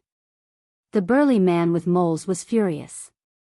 Battle Chi appeared in his palm and he slapped toward the Wolf King. One-star Battle King? The Wolf King was stunned, and his eyes were filled with sarcasm. Why were there so many people who didn't know what was good for them? Boom! It waved its paw. The golden Battle Chi rolled out like a torrent. Ah! The burly man with moles screamed and was sent flying on the spot. In just an instant, his skin and flesh were lacerated and he was dripping with blood. With a bang, he hit the city wall and then fell to the ground, unable to get up. It actually hurt the city guards. The surrounding crowd was dumbfounded. The other city guard stood at the city gate and saw this scene. His mouth was wide open and he was filled with disbelief. Take the 200 gold coins as money to buy healing pills for you. Qin Feiyang said without turning his head and rushed toward the crossroad. Throughout the whole process, he did not even turn back to look at the two guards. The guard at the city gate ran to the burly man with moles and asked, Are you okay? It's nothing serious. The burly man with moles shook his head. He climbed up in a sorry state and raised his head to look at Qin Feiyang's back. His eyes flashed with a terrifying murderous light. You stay here and watch. I'll go find the captain and let him suffer a fate worse than death. After the burly man with moles said this, he dragged his heavily injured body and quickly disappeared into the crowd. At this moment, Qin Feiyang also came to the center of the crossroad and turned to look at the street on the right. The streets were crowded with people and carriages, but Ding Ming was nowhere to be found. The pangolin said angrily, Those two guards are really in the way. Hey! Wolf King laughed and said, Don't you claim to be a gentleman? Why are you still scolding people? The pangolin snorted coldly. A gentleman also has times when he gets angry. Forget it, with your shameless character, you won't understand even if I tell you. Wolf King said disdainfully, I don't understand, but as long as I'm here, Ding Ming can't run away. The pangolin was stunned and said, That's right, your nose is more sensitive than a dog's. You're courting death. Wolf King was angry. What he hated most was people comparing his neck with a dog's nose. He jumped up and landed in front of the pangolin like lightning, and directly slapped the pangolin away with his paw. Ruffian wolf, this king, and you are irreconcilable. The pangolin roared again and again, startling everyone on the street. They all looked at it. A beast that could talk. Everyone surrounded it in surprise. This is what happens when you talk dirty. Wolf King snorted and clapped his paws. Qin Feiyang pushed the crowd and walked in front of the pangolin. He said helplessly, "Can you guys stop?" The pangolin said angrily, "It's not my fault, you should scold ruffian wolf." "What did you say?" Wolf King's eyes flashed fiercely. These few times, it was the pangolin who started the trouble first, and now it was blaming it? Enough. You're all my masters. Masters, can you give me some face? Qin Feiyang's face was filled with anger. He really wanted to slap them. The pangolin smiled embarrassedly. It did not dare to be this fierce person's master. Although it had not known Qin Feiyang for long, it already knew his character. Although he looked very easy to talk to now, if he really got angry, it would definitely not end well. As a person, one had to know how to observe people's expressions. As a beast, it had to know when to stop. It jumped onto Qin Feiyang's right shoulder and lay there obediently, like an obedient baby. Qin Feiyang shook his head helplessly and said to Wolf King, "Quickly track Ding Ming." Hypocrite. Wolf King stared at the pangolin, sniffed carefully, and said, "Go straight." Qin Feiyang looked at the crowd in front of him and said with a smile, "Please make way." The people retreated to the sides and made a path. But a young woman in her teens did not move aside and blocked the path. She was wearing a snow-white mink fur coat. She was about 1.7 meters tall, with delicate facial features, slim clothes, and a blush on her cheeks in the cold weather. Her fine black hair was tied up high with an exquisite jade hairpin inserted into it, revealing her extraordinary background. Because the jade hairpin, whether in terms of workmanship or quality, could be regarded as the best. Ordinary people could not afford it at all. She looked at Wolf King curiously, her big eyes shining with a strange light. Qin Feiyang asked, "Miss, what's the matter?" The woman in mink fur stretched out her slender finger and pointed at the Wolf King. "Sell it to me." Qin Feiyang frowned and was about to refuse. But Wolf King said first, "No need to ask him, just tell me, what can you give me? If I'm satisfied, I'll abandon the dark and join the light, and follow you in the future." It laughed sinisterly. Abandon the dark and join the light? Qin Feiyang's face twitched. The woman in mink fur's eyes lit up, and she looked at Wolf King and said, "As long as you follow me, you can have whatever you want." Wolf King asked, "Really?" "I'm a woman of my word." The woman in mink fur nodded. Wolf King laughed and said, "I want to go to the Purple Sun Tribe, do you have a way?" "Why are you going to the Purple Sun Tribe?" The woman in mink fur was shocked. The surrounding crowd also began to discuss in low voices, their eyes filled with bewilderment. Wolf King said, "Don't ask so many questions, just tell me, do you have a way?" The woman in mink fur said, "Of course, my father knows the coordinates of the Purple Sun Tribe." Qin Feiyang's eyes lit up. He thought that it would take a lot of effort to find the coordinates of the Purple Sun Tribe. But he did not expect to find it as soon as he entered White Fox City. Chapter 359. Wolf King was also overjoyed and jumped onto the shoulder of the woman in mink fur. Then it began to fish for information. But Wolf King and the woman in mink fur were communicating with each other through telepathy, so no one else could hear them. The pangolin looked at Wolf King and then at Qin Feiyang. Seeing that there was a hint of a smile in Qin Feiyang's eyes, it used telepathy and asked in confusion, "Qin Feiyang, is there something wrong with your head?" Qin Feiyang was stunned and asked, "What do you mean?" The pangolin said, "Ruffian wolf is about to betray us, and you're still laughing? Betray us?" Qin Feiyang was stunned and said with a smile, "Don't worry, it won't betray us." "You're so confident?" The pangolin was surprised. "You won't understand my friendship with Ruffian Wolf." Qin Feiyang smiled faintly. At this moment, Wolf King suddenly shouted, "Little girl Meng, aren't you being too insincere? Forget it, I'll continue to follow little Qin Z." After that, Wolf King jumped and landed on Qin Feiyang's shoulder. The woman in mink fur frowned. Qin Feiyang said through telepathy, "How is it? Did you find out?" Wolf King said, "Let's go first, we'll talk later." Qin Feiyang's eyes flashed, and he walked past the woman in mink fur. The woman in mink fur turned to look at Qin Feiyang and frowned. "How many gold coins do you want before you're willing to sell it to me? If it's not willing, what can I do?" Qin Feiyang turned his head and smiled at the woman, then turned around and strode away. "Humph. Wait, you'll soon know the consequences of rejecting me." The woman in mink fur snorted and also left. In the crowd, while chasing Ding Ming, Qin Feiyang asked, "White-eyed wolf, what's going on?" Wolf King said angrily, "That woman insisted that brother go home with her before she told brother the coordinates of the Ziyang tribe." The pangolin said in realization, "So you approached her to get the coordinates?"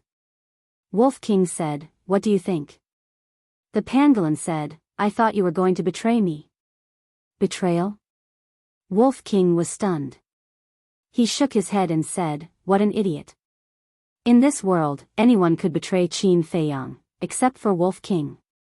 The pangolin would not be able to understand the logic behind it in such a short time. Wolf King ignored it and sent his voice, "That woman's background isn't simple at all, what do you mean?" Qin Feiyang said, "Her Meng family is the biggest family in White Fox City.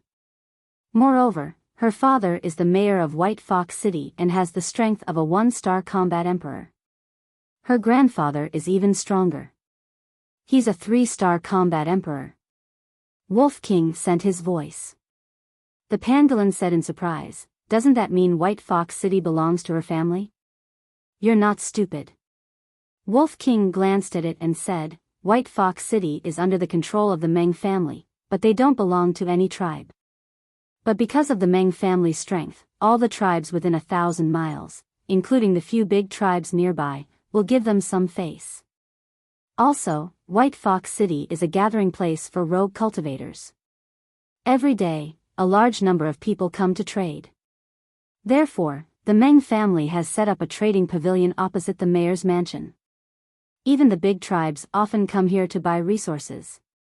Wolf King said in one breath. His eyes were serious.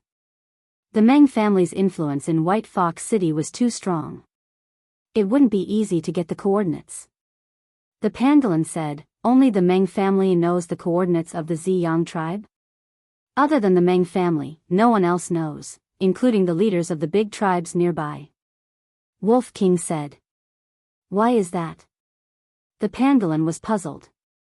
"I heard from the woman that the Ziyang tribe is too far away from here. No one is willing to go there. The Meng family knows the coordinates because the woman's grandfather is an alchemist. He once went to the Sky Thunder City in the Ziyang tribe to buy alchemy recipes." Wolf King said. The pangolin was stunned and asked, "Where is the Sky Thunder City?" Wolf King shook his head and said, "I don't know. I didn't have enough time to inquire about it." He added, "But there is one thing that is very strange." "What is it?" Qin Feiyang and the pangolin were puzzled. Wolf King said, "There is only one alchemist in 1,000 miles. How is that possible?" Qin Feiyang was shocked. There were indeed very few alchemists, but it shouldn't be so pitiful. "It's true. That woman said it herself. Only her grandfather is an alchemist. This is also the main reason why the Meng family can dominate the White Fox City." Wolf King said. "What is the saying of the humans? Oh right, when the tiger is absent, the monkey will be king. I'm afraid this is the Meng family." The pangolin laughed evilly. "We are just passers-by in the forgotten land. Whether they are tigers or monkeys, it has nothing to do with us. We just want the coordinates." Qin Feiyang said indifferently, but there was a trace of suspicion in his eyes. Sky Thunder City, Heavenly Thunder Flame, both of them had the word Heavenly Thunder. Could it be related? While he was deep in thought, he came to another fork in the road, glanced at the two streets in front of him, and asked, "Which direction did Ding Ming go?" Wolf King sniffed carefully. "Left. We have to hurry." There are too many people on the streets and his smell is getting fainter. I can't tell. Wolf King said. Qin Feiyang frowned and used wind-riding steps to speed down. More than 10 breaths passed.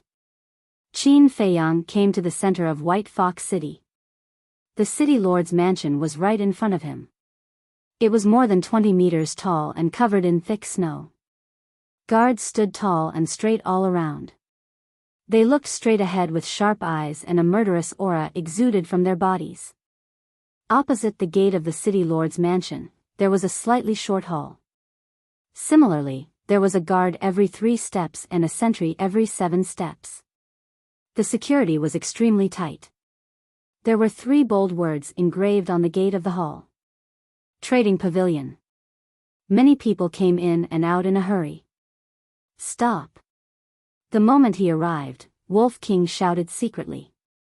Qin Feiyang slammed on the brakes. Wolf King glanced at the city lord's mansion and then at the trading pavilion. His eyes flashed and he said, he entered the trading pavilion. What is he doing in the trading pavilion? The pangolin was puzzled. Let's go take a look and we'll know. Qin Feiyang strode in.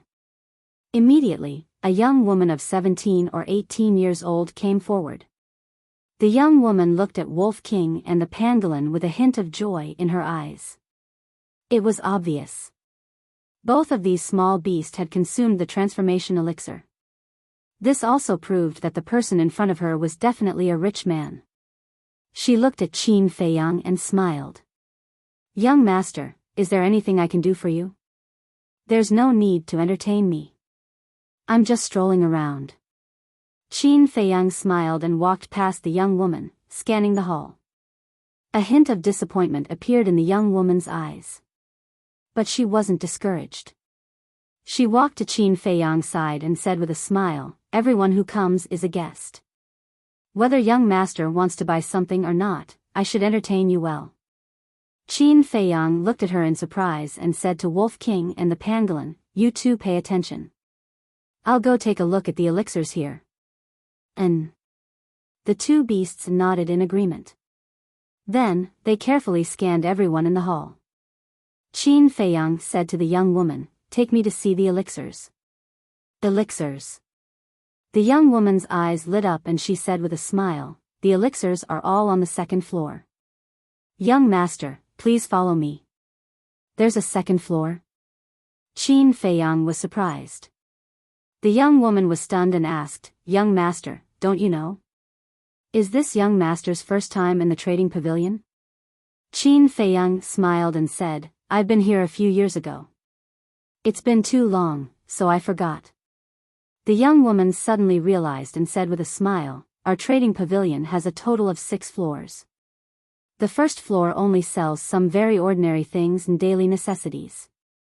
The 2nd floor sells elixirs and medicinal materials. The 3rd, 4th, and 5th floors are a super large auction house. The young woman explained. Qin Feiyang said, what about the 6th floor? The 6th floor is the VIP hall. Only the distinguished guests of the trading pavilion or those who have big deals are qualified to go up. The young woman said. Qin Feiyang nodded. Wolf King said with a voice transmission, little Qin Z, I can't find Ding Ming. His scent isn't on the 1st floor either. The pangolin said, I didn't see him either. Then let's go to the 2nd floor. Qin Feiyang responded secretly and said to the young woman with a smile, take me to the 2nd floor. Okay. The young woman nodded and led the way in front. After a while, she came to a staircase and walked up quickly. Wolf King's eyes lit up and he said to himself, there's Ding Ming sent here. I'd like to see who he is. A cold light flashed in Qin Feiyang's eyes. On the 2nd floor, it was much quieter. There were only 50 or 60 people in the hall, which was hundreds of miles long. On the ground, there were transparent counters neatly placed. Inside, there were all kinds of medicinal materials and elixirs, which were dazzling. There's no one here either. Qin Feiyang glanced at the 50 or 60 people and didn't find Ding Ming. Was he in the auction house? But at this moment, Wolf King said with a voice transmission, Ding Ming's scent is in the hall. How is that possible? Qin Feiyang looked carefully again. Even the staff members. But in the end, he didn't see Ding Ming. But why did Wolf King say that Ding Ming's scent was here? Could it be, suddenly? He thought of a possibility. Ding Ming might have changed his appearance. At this time, the young woman asked, Young master, what kind of elixir do you need? Qin Feiyang smiled and said, Just take a look. The young woman led him towards a counter. At the same time, at the opposite counter, there was a black-haired old man wearing a leopard skin. He was looking at the elixirs on the counter, but his gaze would occasionally glance at Qin Feiyang.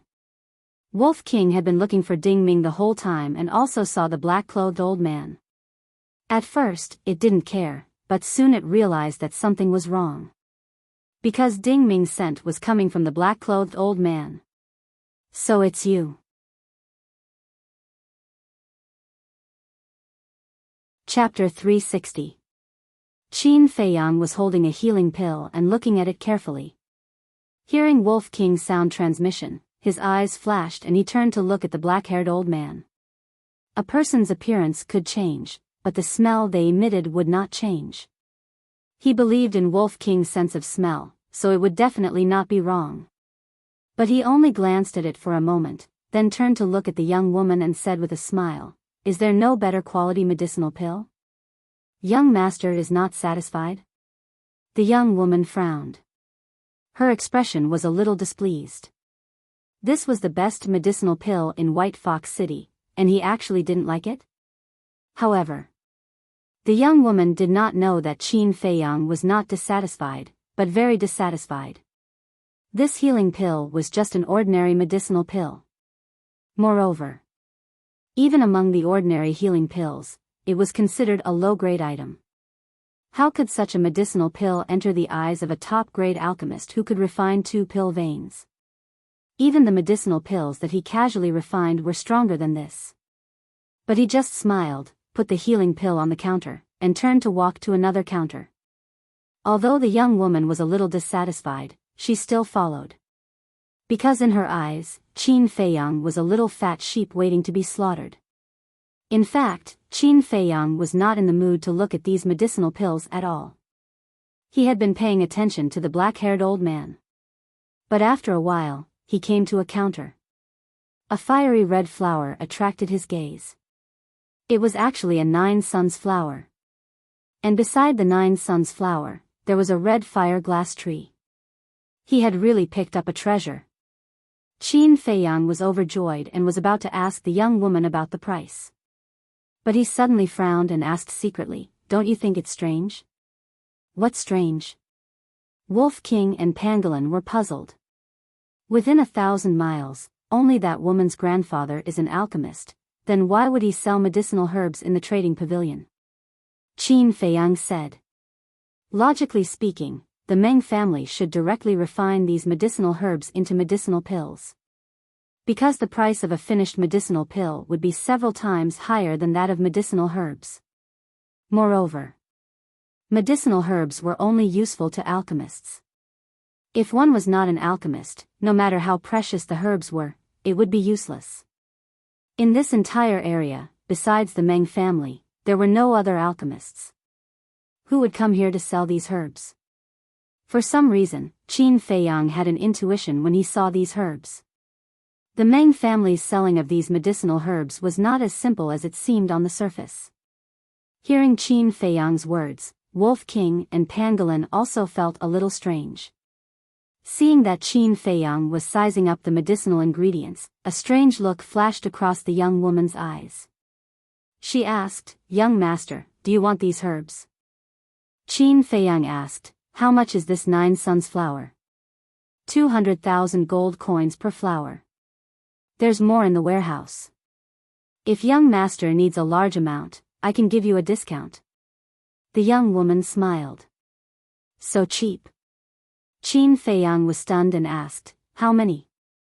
The young woman said, I'm not sure, but there should be no less than 20 flowers. Qin Feiyang was secretly surprised. 9 Suns flowers were rare in the spiritual state, but he didn't expect there to be so many here. Wolf King urged, "Little Qin Zi, what are you waiting for? Hurry up and buy them all." Qin Feiyang secretly said, "Don't worry, let's figure out the situation first." He believed in his intuition that there must be a secret behind the medicinal herbs sold in the trading pavilion. At this moment, the black-haired old man opposite bought an elixir, put it in his arms, and walked towards Qin Feiyang. Qin Feiyang noticed it immediately. A glint flashed across his eyes. After the black-haired old man walked over, he chuckled and said, "Young man, do you have time to talk?" Qin Feiyang turned to look at the black-haired old man and asked in confusion, "Old man, are you talking to me?" The black-haired old man nodded. "Strange. Why would he take the initiative to approach me?" Qin Feiyang muttered and said with a smile, "If I have time, what does the old man want to talk about?" The black-haired old man glanced at the young woman and said in a hoarse voice, "Let's find a restaurant and talk slowly." "Okay." Qin Feiyang nodded. Seeing this, the young woman hurriedly said, "Young master, do you still want to buy these herbs? I'm not an alchemist, what use do I have for these herbs?" Qin Feiyang smiled faintly, took out 50 gold coins, and said, "This is for your hard work." "Thank you, young master." The young woman's eyes lit up, and she hurriedly accepted it and bowed to thank him. "It's fine."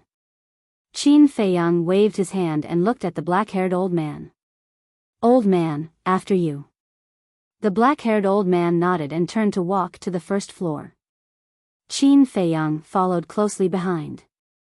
After the two left one after another, a door in the corner opened. A middle-aged man with a square face walked out from inside. The middle-aged man walked to the young woman's side and asked, "Why is that kid asking about herbs? Is he an alchemist?" "No." The young woman shook her head and said, "I think he's just curious." The middle-aged man said, "All right then, continue to watch. If anyone buys herbs, immediately report to me." "Yes." The young woman nodded. The middle-aged man turned to leave, but suddenly turned back to look at the young woman and asked, "Did you see Ding Ming?" The young woman said, "I saw him come back, but he suddenly disappeared." The middle-aged man said angrily, "The trading pavilion is so busy all day, and he still has time to run around. When you see him, tell him to come see me immediately." "Okay." The young woman replied. At the same time, Qin Feiyang followed the black-haired old man and walked out of the trading pavilion. Qin Feiyang transmitted his voice, "White-eyed wolf, are you sure he's Ding Ming?" Wolf King said, "Brother is sure." "Strange, what does he want to do?" Qin Feiyang was puzzled. The black-haired old man suddenly took a step back and walked side by side with Qin Feiyang, whispering, "Young man, do you know why this old man suddenly came to see you?" Qin Feiyang was stunned, and said, "Please enlighten me." The black-haired old man said, "Because you're going to buy those herbs." Qin Feiyang's heart trembled, and asked calmly, "Is there a problem with those herbs?" "There's a big problem." The black-haired old man's eyes flashed, and said, "You should know that only the Meng family has alchemists in this area." Qin Feiyang nodded. The black-haired old man said, "If that's the case, why are they selling herbs? Have you ever thought about this?" "No." Qin Feiyang shook his head, pretending to be puzzled. The black-haired old man said, "To tell you the truth, there are other alchemists in this area." Qin Feiyang raised his brows and asked, "Where are the other alchemists?" The black-haired old man said, "They've all been killed by the Meng family." "What?" Qin Feiyang was shocked. The Meng family sells herbs in the trading pavilion to attract people to buy them. You know that herbs don't have much use for ordinary people. Therefore, the people who would go and buy medicinal herbs must be alchemists. And once someone buys herbs, they'll be assassinated by the Meng family immediately. The black-haired old man said in a deep voice. "Why would the Meng family do that?" The pangolin was bewildered. The black-haired old man said, "It's simple. Without other alchemists, the Meng family can safely guard White Fox City. The pangolin snorted coldly. The Meng family is really despicable. The black-haired old man sneered. If the Meng family wasn't despicable, they would have been annihilated by the nearby tribes. Qin Feiyang's eyes flashed and he asked suspiciously, "Old man, this should be a secret of the Meng family, right? How do you know about it?" "I have a friend who works in the trading pavilion. One time, when I was drinking with him, he had too much to drink and told me about this secret," the black-haired old man said. Qin Feiyang nodded and asked, "Then why are you helping me?" "I'm helping you because you're a stranger and I don't want you to get into trouble." "There's another reason. My grandson is also an alchemist. Just like you, he didn't know about this secret at the time and went to the trading pavilion to buy herbs happily. In the end, he was targeted by the Meng family and died outside the city. By the time I found him, he was already a cold corpse," the black-haired old man said with hatred in his eyes. Qin Feiyang said, "The Meng family is truly heartless. There's nothing I can do. The Meng family is too powerful. Even if I know about this secret, I won't dare to say it." "Young man, don't talk nonsense. Otherwise, you'll get yourself killed," the black-haired old man warned. "Thank you for your reminder," Qin Feiyang said. The black-haired old man said with a smile, "We're quite fated. Why don't you accompany me for a few drinks?" "I'd love to," Qin Feiyang said with a smile. "I remember that there's a restaurant in front. Let's go." The black-haired old man chuckled and walked forward quickly. Qin Feiyang followed him silently. Wolf King said telepathically, "Little Qin Zi, what the hell is this man doing?" Qin Feiyang pondered for a moment and said, "If I'm wrong, he said this to gain our trust and then take the opportunity to kill us." Wolf King said, "Then is what he said true?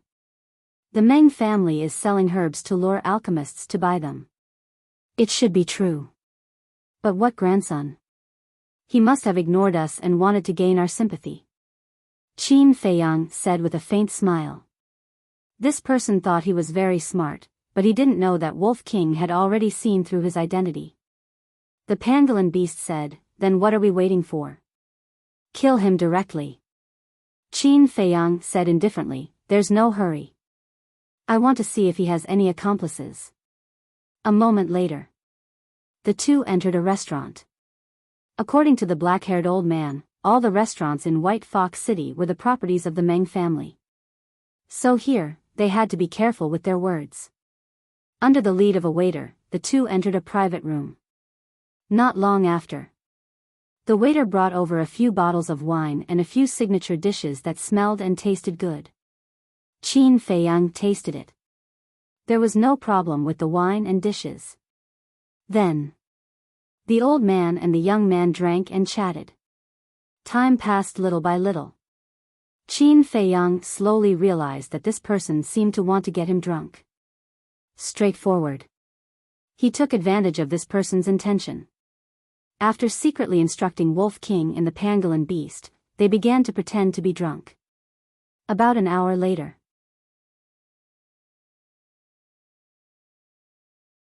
Chapter 361.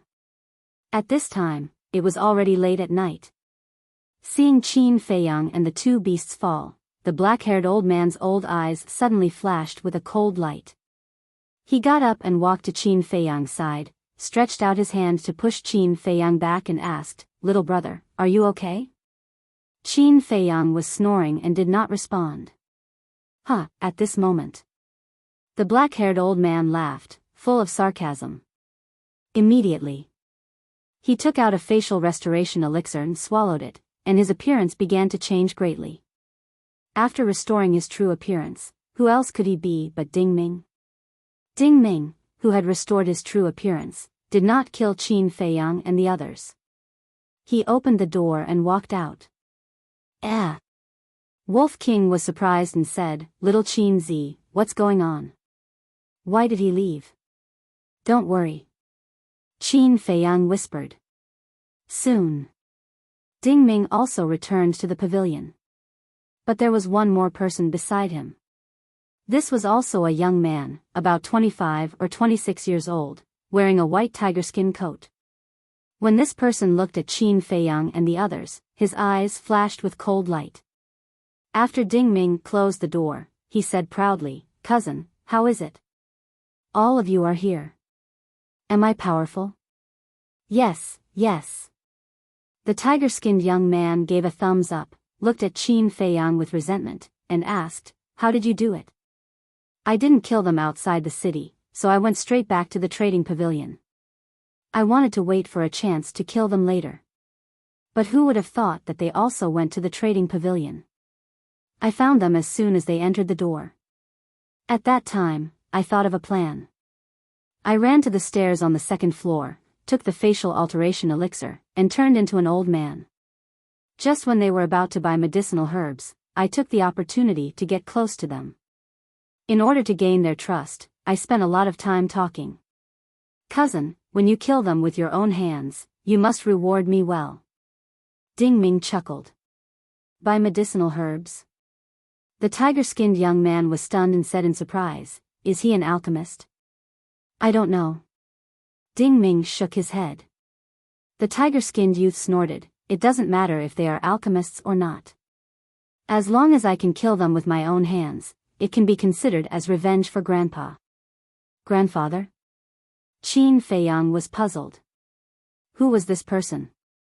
But at this moment, Ding Ming's words resolved the doubts in his heart. Killing intent flickered in Ding Ming's eyes as he said, "Anyone who dares to touch our He clan won't have a good ending." The tiger-skinned youth sneered and said, "This man, the pangolin, will definitely die, but we must keep this wolf alive." "Why?" Ding Ming was puzzled. The tiger-skinned youth smiled and said, "I heard that Miss Meng has taken a fancy to it. Let's send it over later. Miss Meng will be happy and will definitely reward us." "There's such a thing?" Ding Ming was bewildered. "That's not all. There's something else. When this person entered the city, he injured the city guards. Now, the captain of the guards has given the order to search the entire city for them. Even if we don't kill them, they will die sooner or later. But this way, I won't be able to kill them with my own hands." The tiger-skinned youth sneered. Ding Ming said, "Then hurry up and do it, in case something bad happens." But before his voice died away, a calm voice sounded. "You should let the captain of the guards kill me, because in this way, you won't die now." Qin Feiyang raised his head and glanced at the two like lightning. "What's going on?"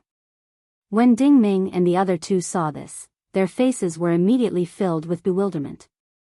"Are you surprised?" Qin Feiyang got up and looked at Ding Ming. "We have already seen through your identity in the trading pavilion." The Wolf King and the pangolin also got up, their eyes flashing with astonishment. "What?" Ding Ming's face turned pale. "Seen through? Then why didn't they kill him in the trading pavilion? If I kill you in the trading pavilion, I won't be able to lure the person beside you out, right? I, Qin Feiyang, always cut the weeds and eliminate the roots, leaving no future trouble." Qin Feiyang smiled. He had been wondering if Ding Ming had an accomplice. In the end, he really caught a big fish. He looked at the tiger-skinned youth and said, "If I'm not wrong, you should be He Yuan's grandson, right?" The tiger-skinned youth's pupils constricted. Without needing him to answer, Qin Feiyang already had the answer in his heart. He said to himself, "White-eyed wolf, do it." The Wolf King instantly activated the Fury of Fury, jumped up, landed in front of Ding Ming, and smashed out with his claws. "Ah!" A scream resounded through the night sky. Ding Ming flew out like a meteorite on the spot, crashing into the wall behind him. Bang! A big hole was made in the wall, and the railings of the corridor outside were smashed. With a loud bang, he fell into the lobby below. A dining table was smashed into pieces. Beside the table, there were 5 young people drinking and chatting. The table was broken, and the wine and dishes splashed all over their bodies. At that moment, they were furious. They suddenly got up, looked down at Ding Ming, and found that he was already dead. They immediately looked upstairs. At the same time, the guests at the other tables also raised their heads, their faces full of surprise and doubt. When the waiters of the restaurant came to their senses, they angrily ran upstairs. Who had the guts to cause trouble here? Were they tired of living? At this moment, a figure broke out of the door. It was the tiger-skinned youth. At this moment, his face was full of panic. After running out of the private room, he jumped down and landed beside Ding Ming. Dead? Immediately. His eyes were full of hatred. Let's see where you can run today. Wolf King also ran out, carrying an astonishing ferocious aura, and swooped down towards the leopard-skinned youth. Why does this wolf look a little familiar? Everyone was puzzled. It's the one that injured the city guard. Someone exclaimed. What? It actually dares to appear? Everyone was dumbfounded. Cousin, I will avenge you. The tiger-skinned youth said in a low voice, raised his head and looked at Wolf King with resentment, and fled towards the door. Where do you want to go? But at this moment, Qin Feiyang and the pangolin beast suddenly stopped outside the door. He knew that the tiger-skinned youth would escape. So, when the tiger-skinned youth broke out of the door, he also jumped down from the window with the pangolin beast to stop him at the door. It's him. Everyone's pupils shrank. It was this person who used gold coins to hit the two city guards. His attitude was even more arrogant than that wolf. Do you have to kill me? In front of him was Qin Feiyang and the pangolin beast blocking the way, and behind him was the violent Wolf King. The tiger-skinned youth was sandwiched in the middle and had nowhere to run. Moreover, he was only a 7-star martial grandmaster and had not even reached the War King. How could he be Qin Feiyang's opponent? I have always been a person who doesn't offend others if they don't offend me. Since you are from the He tribe and want to kill me, of course I won't be polite. Qin Feiyang said. As soon as he finished, the pangolin beast on his shoulder turned into a stream of light and rushed towards the tiger-skinned youth. Who can save me? The tiger-skinned youth looked helplessly at the diners around him. But no one said a word. And no one extended a helping hand. What a joke. They even dared to beat up the guards. What else did they not dare to do? No one wanted to look for abuse. However, at this moment, a burly middle-aged man walked out from the back hall. Steward Meng, please save me.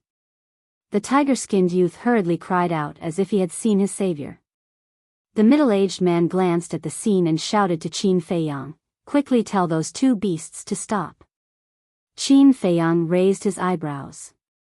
The pangolin beast braked and stopped, turning to look at Qin Feiyang. Qin Feiyang said indifferently, ignore him. Interesting. The pangolin beast chuckled. This kind of day was too exciting. Ferocious might exploded. It leaped up, its battle chi surging, transforming into a bright arrow. Whoosh! It pierced through the tiger-skinned youth's chest like lightning, leaving a palm-sized bloody hole. At that moment, blood spurted out like a pillar. Qin Feiyang, you will die a horrible death. The tiger-skinned youth roared hysterically, his body falling down, lying in a pool of blood, dead. Killed again? And in front of Steward Meng? Did these guys eat the guts of a leopard? Weren't they afraid that the Meng family would kill them? Steward Meng was also stunned. White Fox City was his Meng family's territory. Even if people from the nearby large tribes came here, they had to abide by the rules set by the Meng family. But this man and two beasts not only killed people here, but also treated him as heir, turning a deaf ear to his words. It was simply unforgivable. Boom! A powerful aura roared out from his body. It was the 9-star Battle King. He looked coldly at Qin Feiyang and the Wolf King, and shouted, you two are really daring. Kneel down right now. Wolf King turned around and stared with his bell-like eyes, saying disdainfully, who do you think you are? What right do you have to make Lord Wolf kneel? Good, very good. Let's see if you can still be so arrogant after I cripple you. Steward Meng was furious. He suddenly slapped towards Wolf King. His battle chi was like a rainbow, containing a shocking murderous intent. Swoosh. Qin Feiyang landed in front of Wolf King and said, I wanted to explain to you, but it seems that it's necessary. Since you want to fight, then come. What can a mere Meng family do to me? A mere Meng family? Is this guy crazy? What a domineering young man. The surrounding crowd was shocked. As soon as he finished speaking, Steward Meng's battle chi rushed in front of him. Seeing that he was about to be drowned by the battle chi, Qin Feiyang raised his hand and waved, and a golden light appeared in his palm. Under everyone's incredulous gaze, Steward Meng's battle chi turned in the air and rushed towards him. What kind of battle art is this? Everyone was shocked. Steward Meng was also dumbfounded.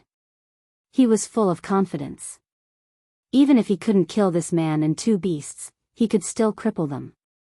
But who would have thought that such a sudden change would occur?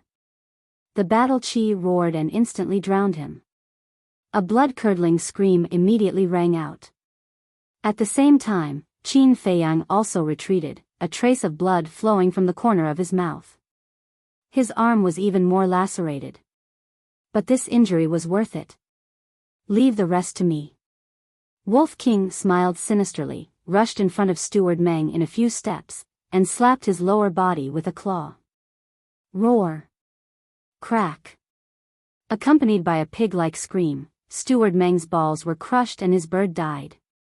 Seeing this, the surrounding men, as well as the shop assistants who rushed over to help, couldn't help but cover their lower body. Their crotch was cold. He smashed Steward Meng's balls with one move. Chapter 362.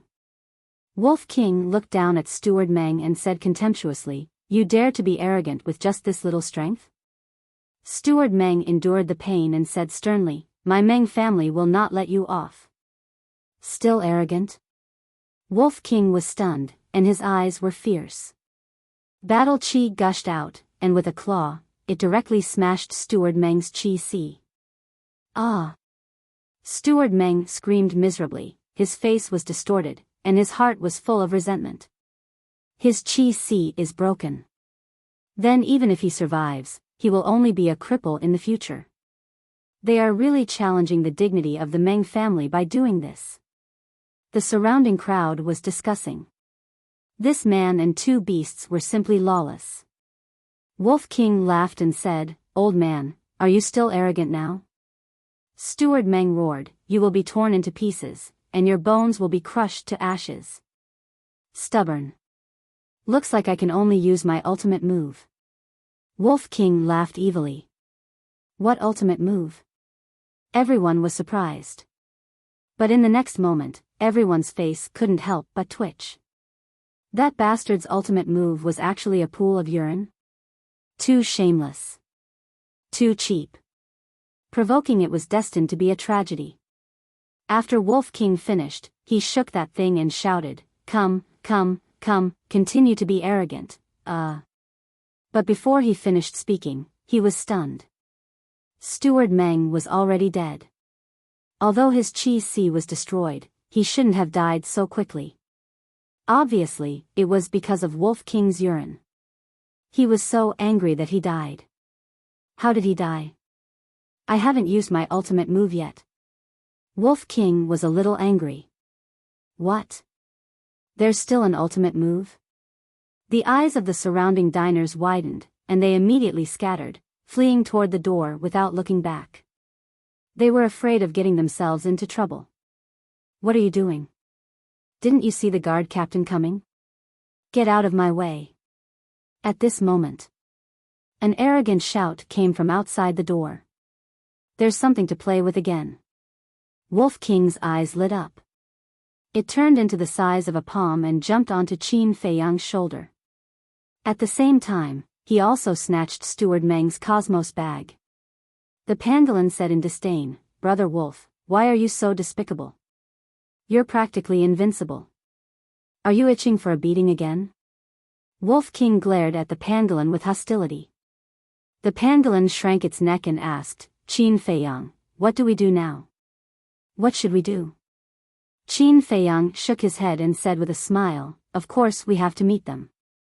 With that said, he walked to the front of a dining table, turned around, and sat down. He raised his head and looked at the door, waiting for the guard captain to come in. He's not running away? Seeing this, the waiters of the restaurant were dumbfounded. If it were anyone else, upon hearing that the captain of the guards had arrived, they would have fled long ago.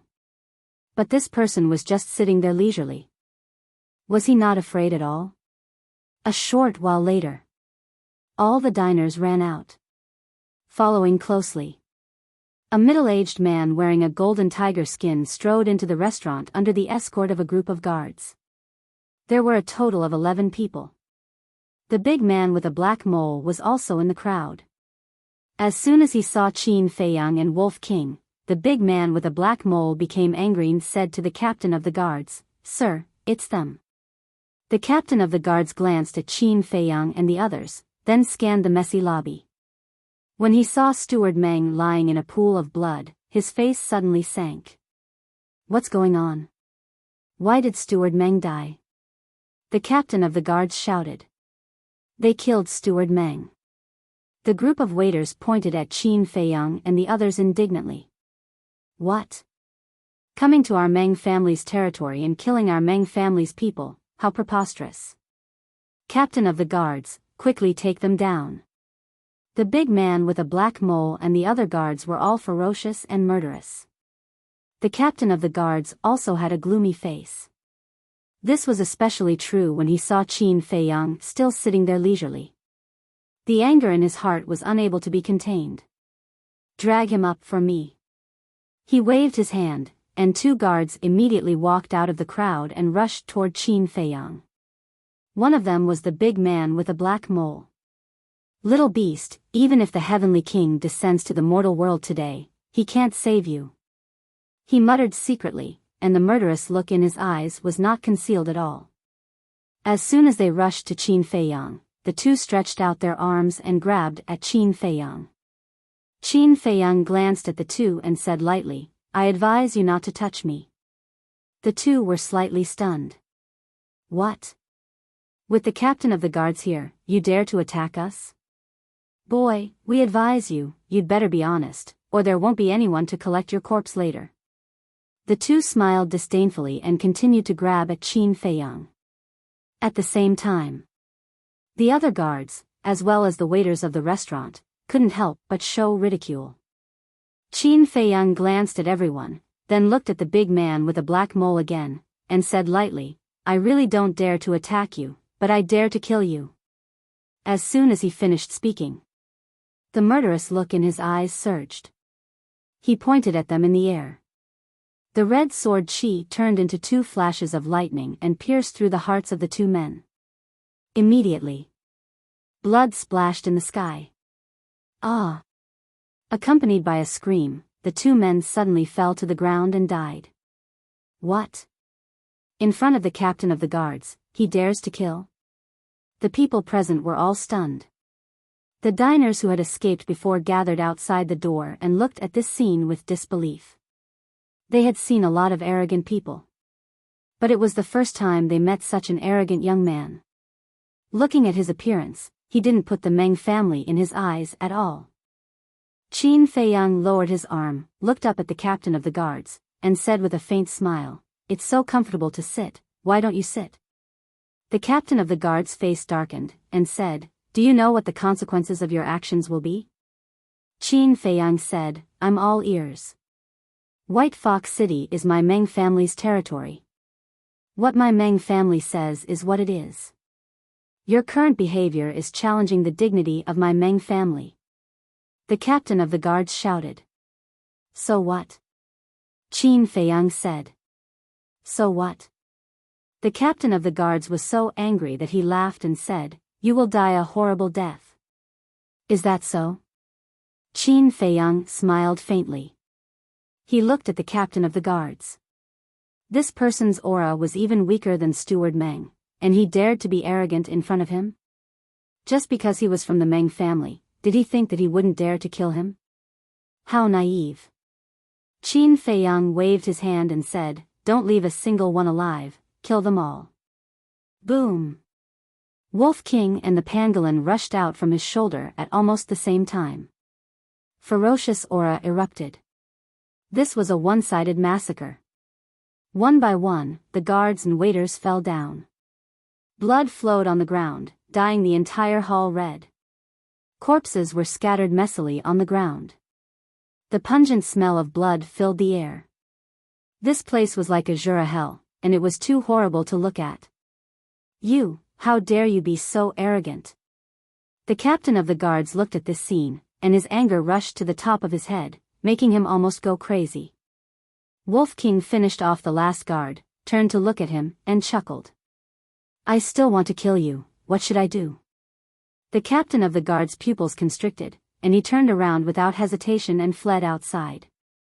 He was just a captain. His strength was only a 5-star battle monarch. He dared to be so arrogant because he had the Meng family support. However, the man and 2 beasts in front of him obviously didn't buy it. He had to run. However, facing Wolf King, who was full of killing intent, how could he run away? Wolf King stood up and caught up with him in a few steps. He smashed the captain's head with his claws, and blood splattered on the spot. The hearts of the people gathered outside the gate were surging with waves of shock. They didn't know how to describe this man and 2 beasts. Arrogant? Arrogant? Lawless? None of them were enough. Whoosh! At this moment, Qin Feiyang stood up and walked toward the door. Everyone retreated to the side in fear. After killing so many people, he wanted to leave just like that? The Meng family probably wouldn't agree. Qin Feiyang walked out of the restaurant and walked along the street toward the city lord's mansion.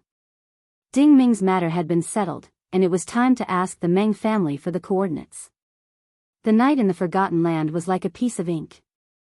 Moreover, it was colder than the day. On both sides of the street, there were large lanterns hanging at intervals, emitting a hazy light. The city lord's mansion. In the meeting hall, a middle-aged man wearing a golden tiger skin coat sat on the main seat. He was the patriarch of the Meng family and also the city lord of White Fox City. Beside him, there was a woman wearing mink fur. Her skin was sparkling and translucent, and it would break with a flick of a finger. She was Meng Tong. In front of the father and daughter, there was a middle-aged man standing respectfully. He was 8 feet tall and had a strong back and a bare waist. He was like a small giant, filled with a valiant aura. The mink fur woman looked at the valiant man and asked, "Have you investigated his background?" "Miss, this subordinate is incompetent. This subordinate only found out that he is a rogue cultivator. The place where he first appeared was the glacier forest near the Lu tribe." The burly man said respectfully. "Glacier forest." The father and daughter were shocked. "I have heard of the glacier forest's fierce reputation. It is said that there are a large number of War Emperor realm beasts there. It is a forbidden area in this area. Why would they appear there?" Meng Tong frowned. This subordinate is also very puzzled. The burly man shook his head. Meng Tong turned to look at the Meng family lord and said, "Father, I don't dare to do anything. I want that wolf. Don't worry, it won't be able to escape." The Meng family lord said with a smile, his face full of doting. Then, he looked at the burly man and ordered, "Commander, go and capture them immediately." The burly man said, "I heard that the captain of the first team has already gone to look for them. He will probably bring them here soon." "No. This kid dares to go to the glacier forest, his strength is definitely not simple. It is better for you to go there personally," the Meng family lord said. Meng Tong added, "If he is alive, I want to see him. If he is dead, I want to see his corpse. This subordinate understands." The burly man bowed and replied, then turned and left. But at this moment, a guard hurriedly ran in and said, "Patriarch, Miss, Commander, that Qin Feiyang is here. He said that he wants to see the Patriarch." The three of them suddenly stood up. Meng Tong said, "Where is he?" The guard said, "Just outside the gate." Meng Tong was overjoyed and hurriedly said, "Bring him in immediately." "Yes." The guard stood up, turned around, and ran out. "Wait." The burly man stopped him and asked, "Did you see the captain of the first team?" "No." The guard shook his head. "No?" The burly man frowned and waved his hand, "Go." Chapter 363. Not long after, Qin Feiyang followed behind the guard and walked into the meeting hall. The burly man and Meng family lord immediately looked at him with a hint of curiosity in their eyes. Meng Tong's gaze fell directly on Wolf King, who was on Qin Feiyang's shoulder. "You can leave."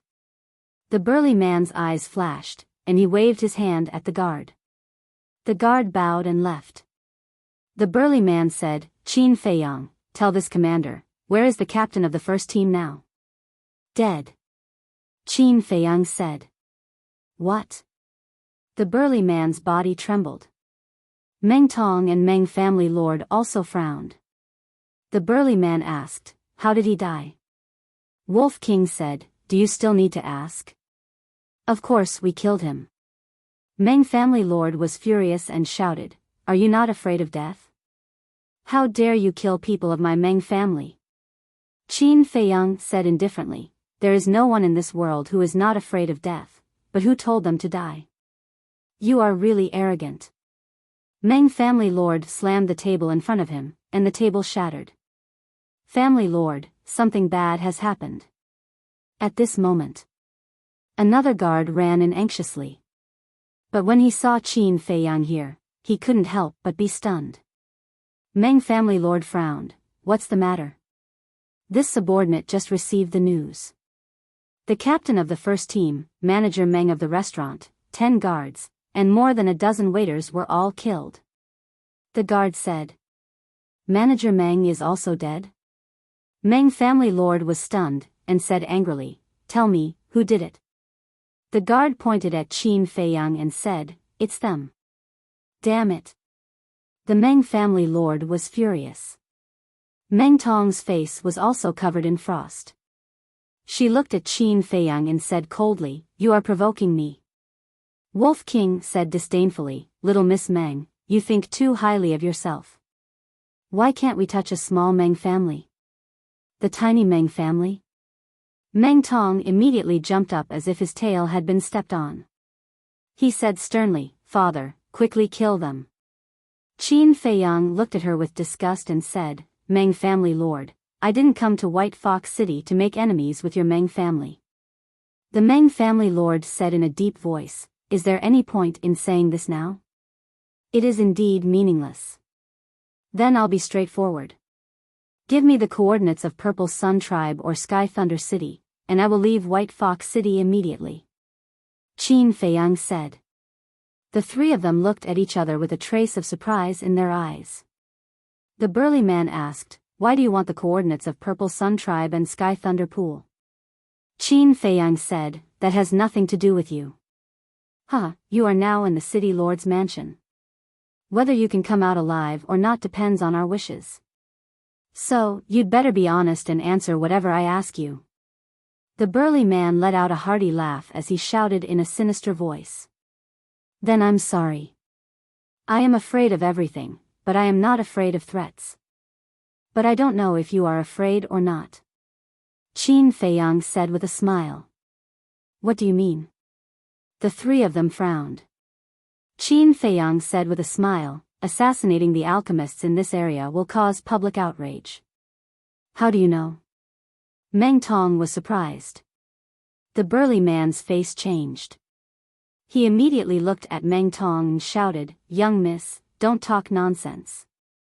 After being scolded by the burly man, Meng Tong suddenly came to her senses and cursed in her heart. Why was she so stupid? By asking this question, wasn't it equivalent to admitting that there was such a thing in disguise? Don't hide it. I can't be bothered with your despicable business. As long as you give me the coordinates, I will pretend that I have never been to White Fox City. Qin Feiyang said. Do we look like idiots to you? I thought you were a talent and wanted to spare your life to serve the Meng family. But now it seems that I have no choice but to silence you. Commander, do it. Meng family lord shouted. Boom. The burly man's body trembled and his aura burst out. He was a 9-star battle monarch. Go to hell, you little bastard. With a roar, his large fan-like hand slapped towards Qin Feiyang's head with an astonishing astral wind. You will pay for this. Qin Feiyang's eyes flashed coldly. He activated the return formula and slapped with his palm without dodging. Bang!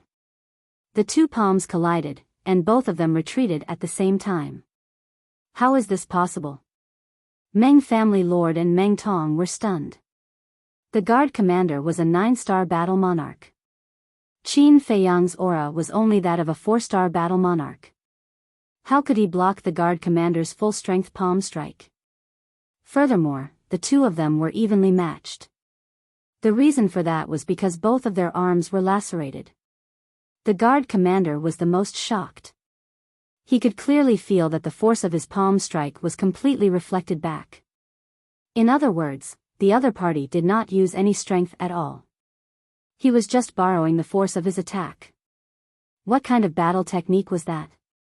Was there such a battle technique in the world? I'd like to try again.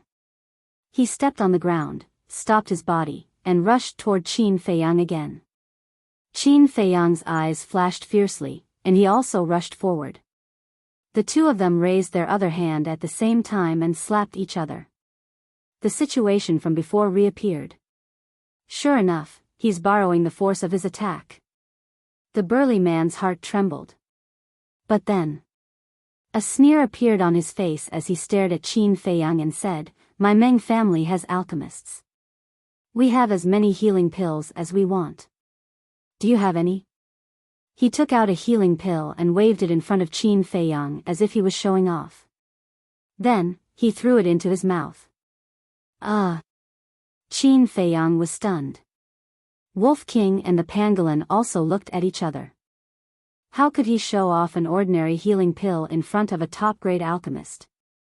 Was this person's head kicked by a donkey? What a joke. However, Qin Feiyang did not say anything. He took out a healing pill with 2 veins and threw it into his mouth at lightning speed. It was so fast that even the Meng family lord could not see it. The injuries on both of his arms began to heal at a speed visible to the naked eye. The Meng family lord and the other two were still wondering what kind of pill Qin Feiyang had taken. But when they saw the situation, they turned pale with fright. What kind of pill did he take? How could his recovery speed be so fast? Clang! Qin Feiyang waved his hand, and Chang Shui appeared out of thin air. He grabbed it in his hand and pounced on the commander of the guards. This was the advantage of high-quality healing pills. The speed of recovery was faster than the commander of the guards. He could seize the opportunity and quickly counterattack before the commander of the guards could make a move. Seeing this, the commander of the guards instinctively took a step back with a trace of panic in his eyes. But then, his face twisted. He was a 9-star battle king. How could he be afraid of a 4-star battle king? His pride did not allow him to retreat, let alone be afraid. Family lord, don't make a move. Kill. Without turning his head, he growled at the Meng family's patriarch, and a white beast shadow appeared behind him. That was a snow mountain ape. It had 2 heads and 4 bell-sized eyes that flickered with a terrifying ferocious light. As soon as the battle's soul appeared, it beat its chest and stomped its feet. With an extremely terrifying ferocious aura, it pounced on Qin Feiyang. However, Qin Feiyang turned a blind eye to it. How dare you activate your battle soul in front of me? Are you looking for trouble? Wolf King chuckled. His whole body emitted a golden light, and a golden beast shadow appeared out of thin air. Boom! With a loud bang, the entire conference hall collapsed. The battle soul of the commander of the guards was directly swallowed by the golden beast shadow. At the same time, Qin Feiyang's murderous aura was monstrous. He stabbed the lower abdomen of the commander of the guards. Then, he disappeared without a trace in an instant. The conference hall was built with a kind of black stone bricks. For a moment, countless gravel flew in all directions, smashing deep pits on the ground, and a loud rumbling sound was heard. Dust filled the air, and nothing could be seen. And in the loud noise, there was a painful scream that echoed endlessly. That was the scream of the commander of the guards. Hearing the scream, the Meng family lord's expression changed abruptly. He protected Meng Tong by his side and continuously attacked, shattering the falling stone bricks one after another. A moment later, he finally found the commander of the guards. However, at this moment, the commander of the guards had already been smashed beyond recognition by the falling stone bricks. Even his body was about to turn into a pile of mud. His breathing and heartbeat had also stopped. He had already died. Damn bastard! The Meng family lord was furious. The aura of the war emperor erupted. The battle chi was like a tide, sweeping in all directions. The collapsed hall was instantly reduced to ashes. Following closely, with a wave of his hand, a gust of wind rose, and the billowing dust and smoke surged into the sky. This place became clear all of a sudden. However, there was no trace of Qin Feiyang. The Meng family lord scanned his surroundings, but didn't even see a ghost. He immediately roared, "Little bastard, get out here!" What's going on? The great council hall actually collapsed. Could it be that it's Qin Feiyang's masterpiece again? When the guards heard the news, they ran over from all directions, their faces full of shock and bewilderment. Meng Tong looked at the guards and asked, "Have you seen Qin Feiyang?" No. Everyone shook their heads. Bastard! How did he disappear in the blink of an eye? The father and daughter's faces were as gloomy as water. Not only did he kill the commander of the guards, but he also tore down the great council hall. To the Meng family, this was simply a great humiliation. I'll give you half an hour to find them. Otherwise, all of you will die. The Meng family lord shouted, his killing intent soaring into the sky. Yes. Let's go. The guards' bodies and minds trembled as they immediately began to search. Inside the castle, the pangolin asked, "Qin Feiyang, what do we do now?" The Meng family was completely enraged. There was no way they could get the coordinates. What are you afraid of? Let's find a chance to go out and kill all the Meng family's minions. Wolf King's eyes flashed with a fierce light. I'm not afraid. I'm worried that I won't be able to get the coordinates. Brother Wolf, you have to know that Qin Feiyang only has 5 years. If we don't return in 5 years, the Black Fury poison will act up. At that time, even the gods won't be able to save him. The pangolin said. The pangolin is right. Although 5 years is a long time, if we don't have the coordinates, we won't be able to reach the Purple Sun Tribe or Sky Thunder City, let alone find the flame of heavenly thunder. Fatso, who was organizing the Qinkuan bag, interrupted. Chapter 364. Qin Feiyang pondered for a while and smiled. Actually, you don't have to worry about me. Boss, don't be too relaxed. If you really kick the bucket, who will Fat Lord follow in the future? Fat Lord still wants to be the imperial general of the great Qin Empire. Fatso said. Imperial general? The pangolin widened its eyes and said in surprise, Qin Feiyang, are you from the imperial capital? Wolf King stared at it unkindly and said, little follower, if you want to live, you have to understand one thing. Don't ask what you shouldn't ask. That's right. The more you know, the worse it will be for you. Fatso also realized that he had let it slip. The pangolin shrunk its neck, but its eyes were filled with thoughts. Qin Feiyang rolled his eyes at Fatso and said unhappily, "If I don't let you be the imperial general, will you want me to die?" "What are you talking about? We are brothers. If anyone wants to kill you, they will have to step over Fat Lord's corpse first." The fatty patted his chest, looking as if he was ready to risk his life, and made a solemn vow. "That's enough." Qin Feiyang rolled his eyes and said with a smile, "Let's go into seclusion for a while." "What? You're still going into seclusion?" Fatso, Wolf King, and the pangolin all looked at him in disbelief. This guy, is he really not worried at all? Even Lu Hong opened her eyes. There was a trace of worry in her bright eyes. "Even if we can't get the coordinates here, we can still go to other areas. The Forgotten Land is so big. I don't believe that only the Meng family knows the coordinates of the Purple Sun Tribe and Sky Thunder City," Qin Feiyang said with a smile. Seeing that Fatso and the others still wanted to say something, he waved his hand and said, "Cut the crap. Go into seclusion." Then, he walked to the iron box and began to draw the fourth stroke of the battle formula. Although he had won the last few battles, he still felt that it was very strenuous. This was especially true when he fought with the 9-star battle monarch. Every time he fought, both sides would suffer great losses. Therefore, he had to quickly break through another small realm. When he broke through to the 5-star battle king realm, he would be able to crush a 9-star battle king with the power of the return character art. He might even be able to resist a 1-star combat emperor. Seeing this, Wolf King and Fatso didn't say anything else. Wolf King took out a supreme-grade battle chi pill and began to refine it. Fatso also continued to check the cosmos bags. The pangolin looked on enviously.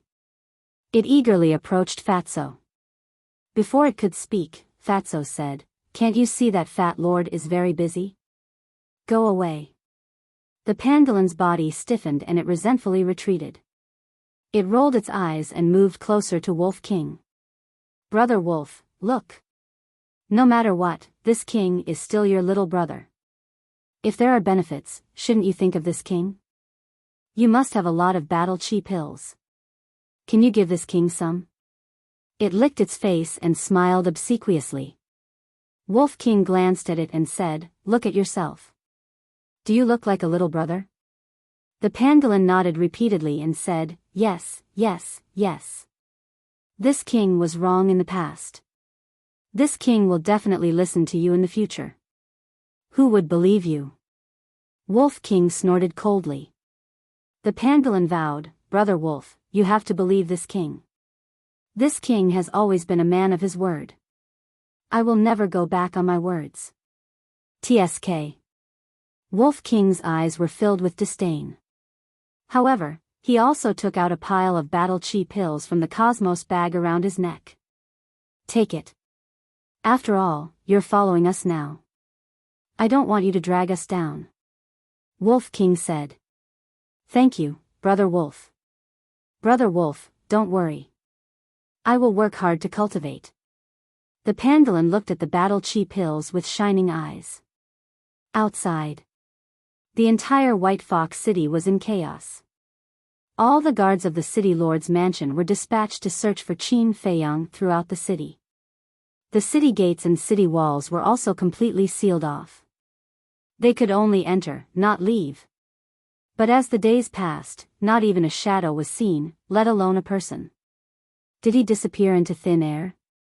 It was impossible. He must be hiding somewhere. Later, the Meng family lord even issued a bounty. Anyone who reported would be rewarded with 1 million gold coins.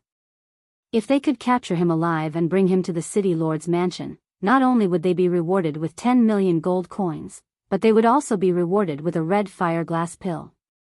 As soon as the bounty was issued, everyone in the city went crazy. They went from house to look for Qin Feiyang. A month later, a burly man wearing a black tiger pelt rushed back from outside the city, looking travel-worn. He immediately found the Meng family lord in a hall. The Meng family lord looked at the burly man and asked, how is it, have you found out? Yes. I've asked the people of the He family tribe. They said that Qin Feiyang has an ability that allows him to disappear and reappear suddenly. It's because of this ability that the He family tribe can only watch him do evil. But it's said that he can't move when he disappears. The burly man said. What do you mean? The Meng family lord frowned. The burly man said, it means that he has been staying at the place where he disappeared. The Meng family lord was surprised. He stayed at the place where he disappeared, but no one could see or sense his aura. How could there be such a bizarre thing in the world?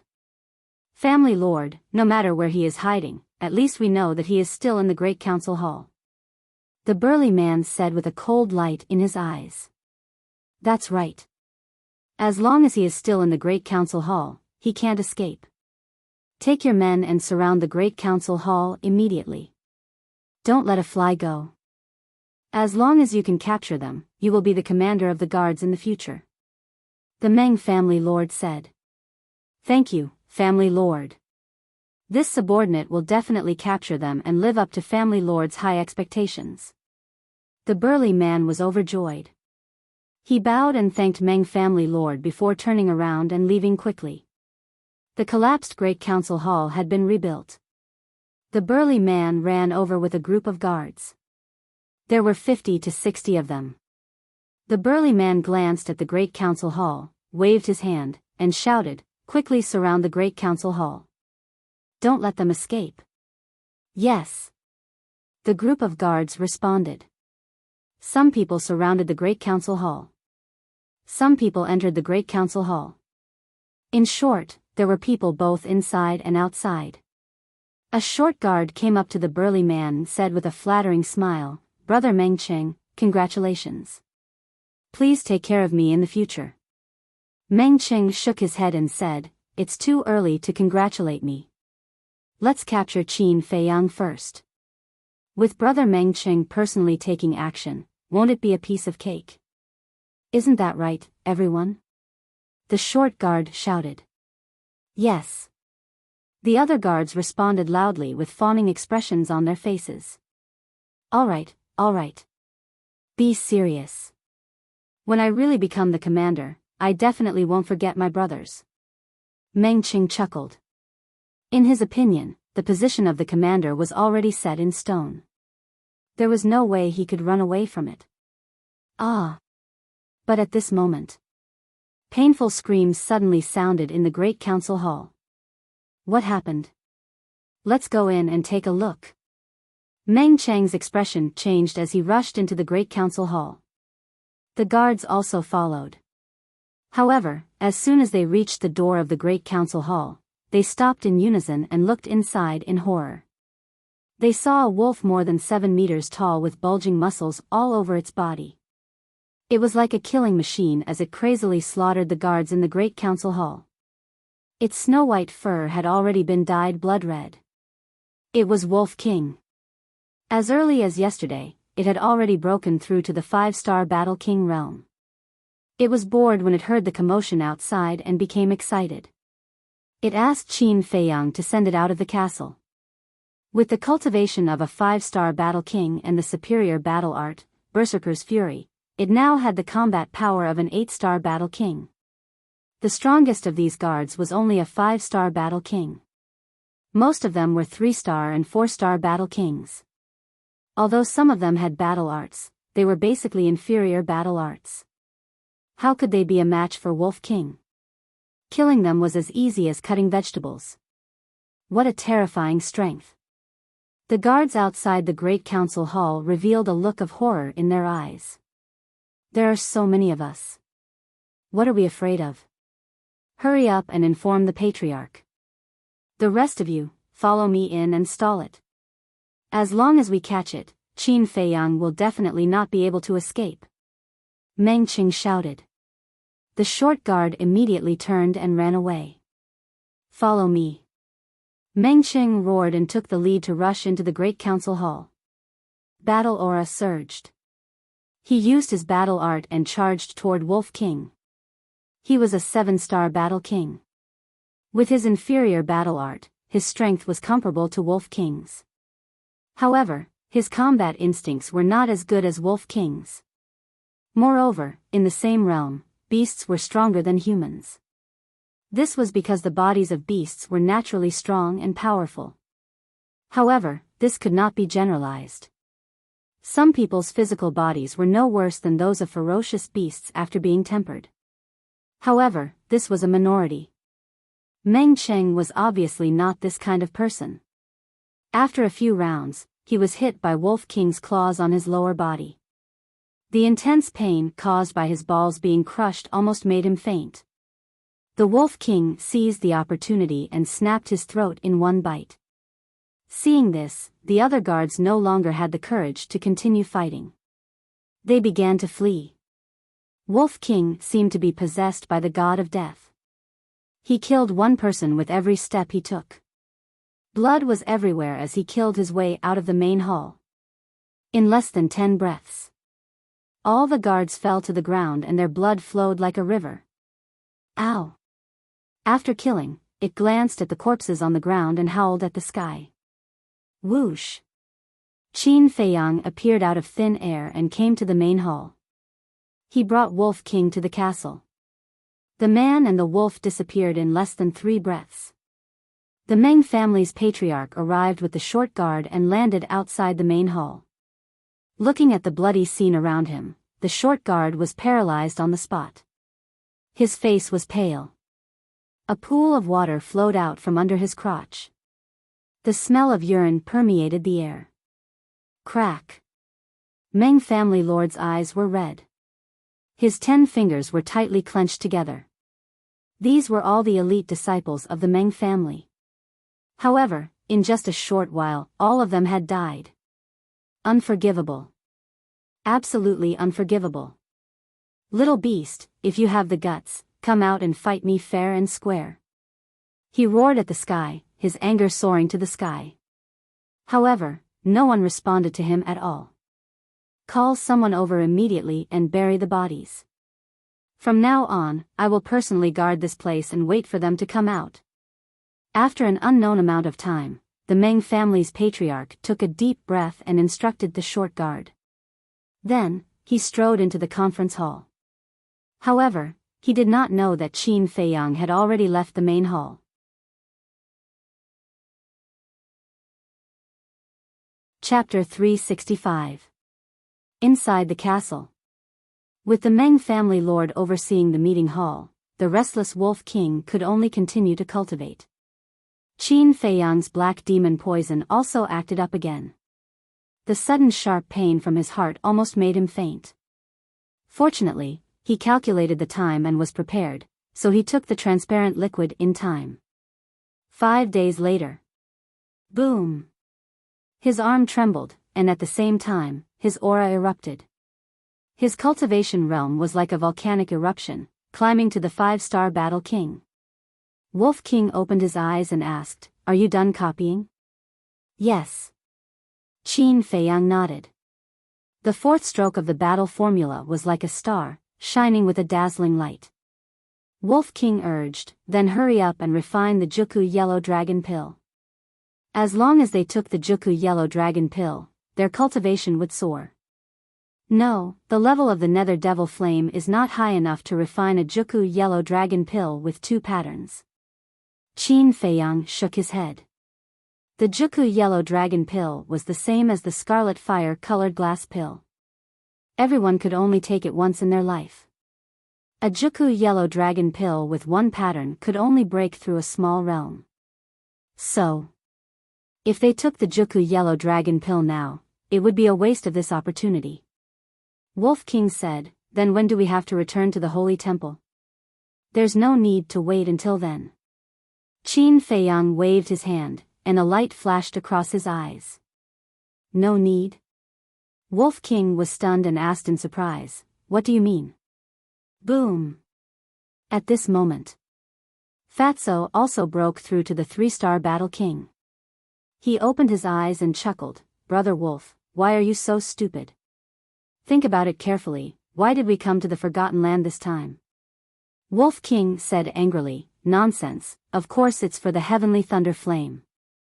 As soon as he finished speaking, Wolf King suddenly came to a realization and said with a sinister smile, "Brother understands, you want to use the heavenly thunder flame to refine the Juku yellow dragon pill."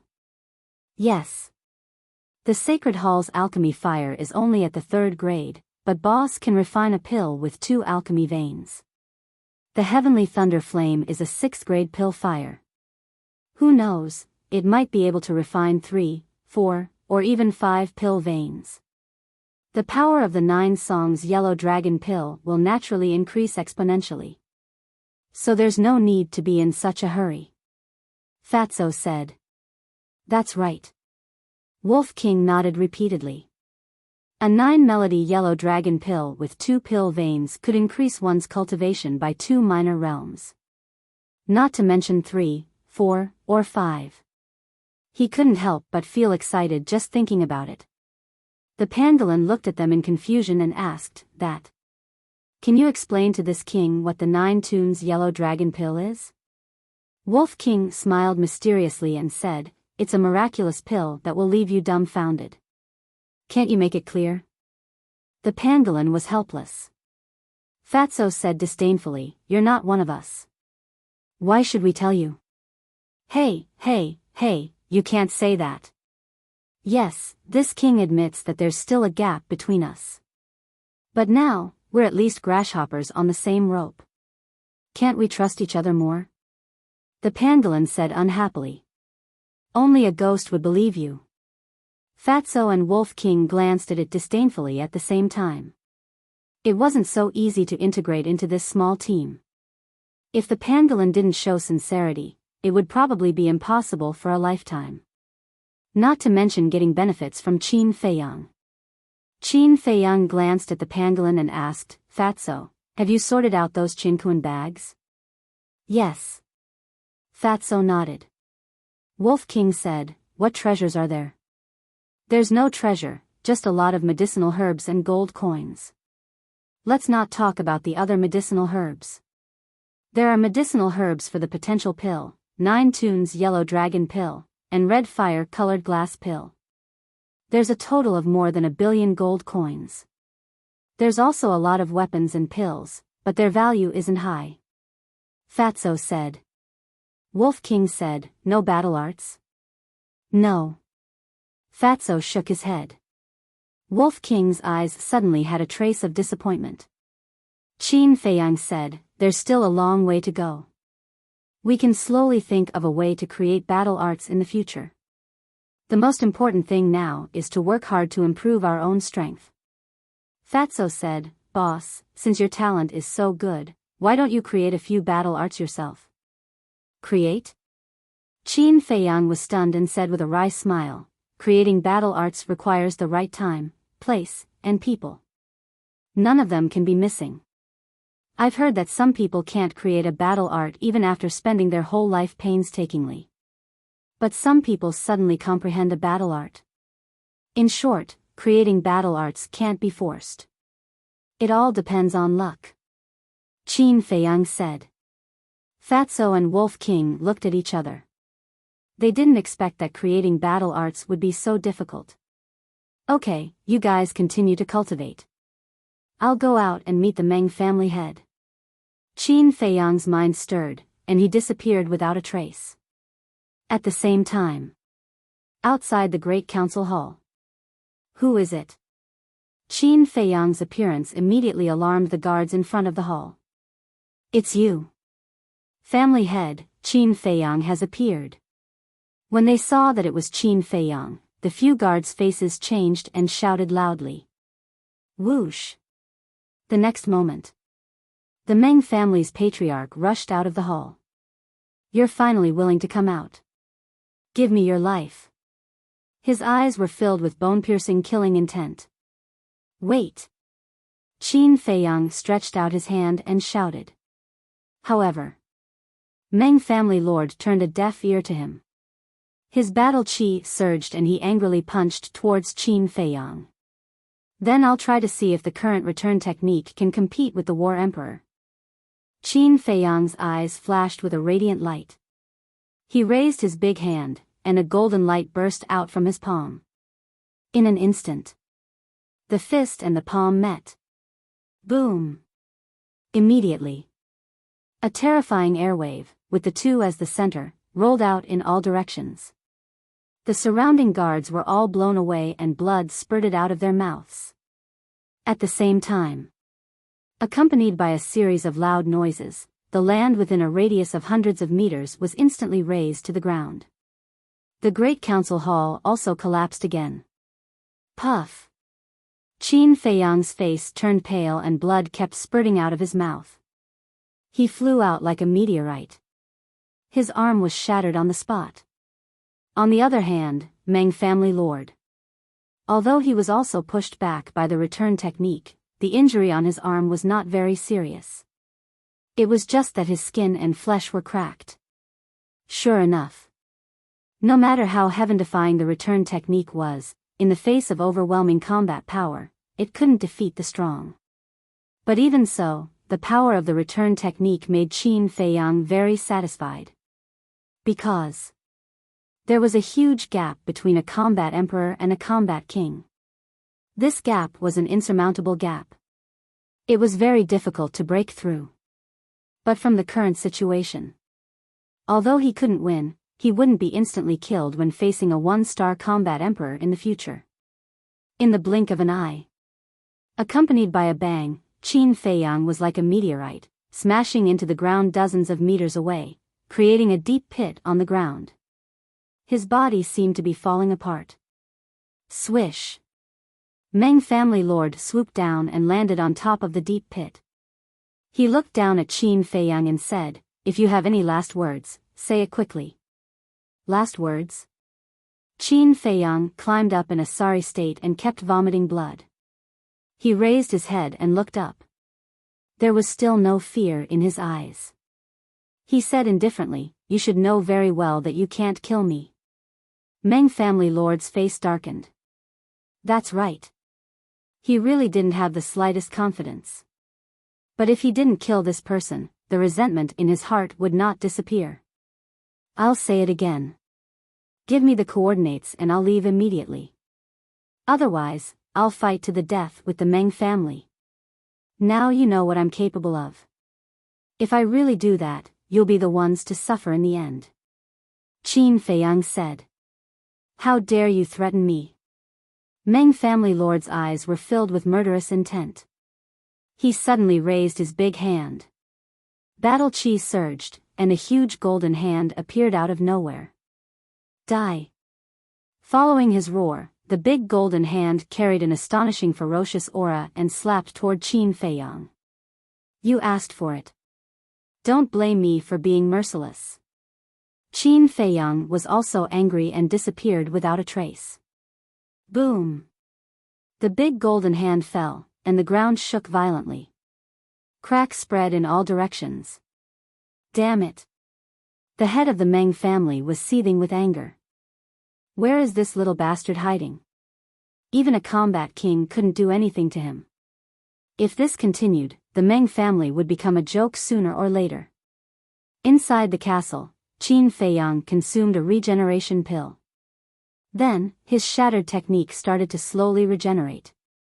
Little Qin Z, don't talk nonsense with him. Just kill them all. Wolf King's eyes flashed with a ferocious light. Let me think about it first. Qin Feiyang lowered his head and pondered. A moment later, murderous intent flashed in his eyes. The first step is to find out the location of the trading pavilion's warehouse. The second step is to loot the warehouse. Don't leave a single hair behind.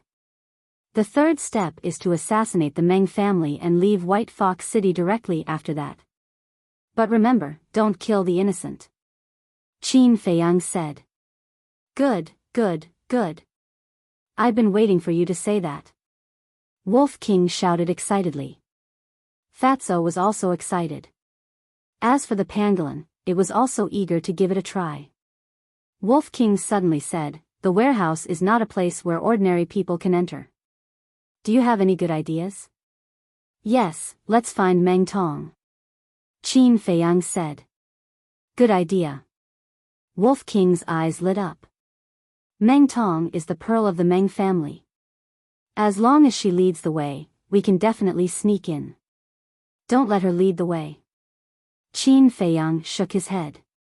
Wolf King was puzzled. What do you mean? Fatso said, Boss, you mean to let someone replace Meng Tong? Wolf King said angrily, can't you explain it all at once? Think about it. If Meng Tong leads the way, even if she is held hostage by us, she will definitely find a way to escape or obstruct us. At that time, if we are not careful, we will be doomed eternally. But if we imprison Meng Tong and make someone look like Meng Tong, won't we be able to deceive everyone? Fatso spoke frankly with assurance. His thoughts were almost the same as Qin Feiyang's. The pangolin was stunned and said with a flattering smile, Fat bro, awesome. Of course. Fatso smiled proudly. Wolf King said, capturing Meng Tong is not difficult, but who will replace her? Don't we have a ready-made person here? Fatso chuckled and turned to look at Lu Hong. Lu Hong opened her eyes and said helplessly, Damn Fatso, you are pushing me into the fire pit. Although she had been cultivating, she had heard the conversation between Qin Feiyang and the others. Fatso said with a smile, if you don't sacrifice the child, you won't get the wolf.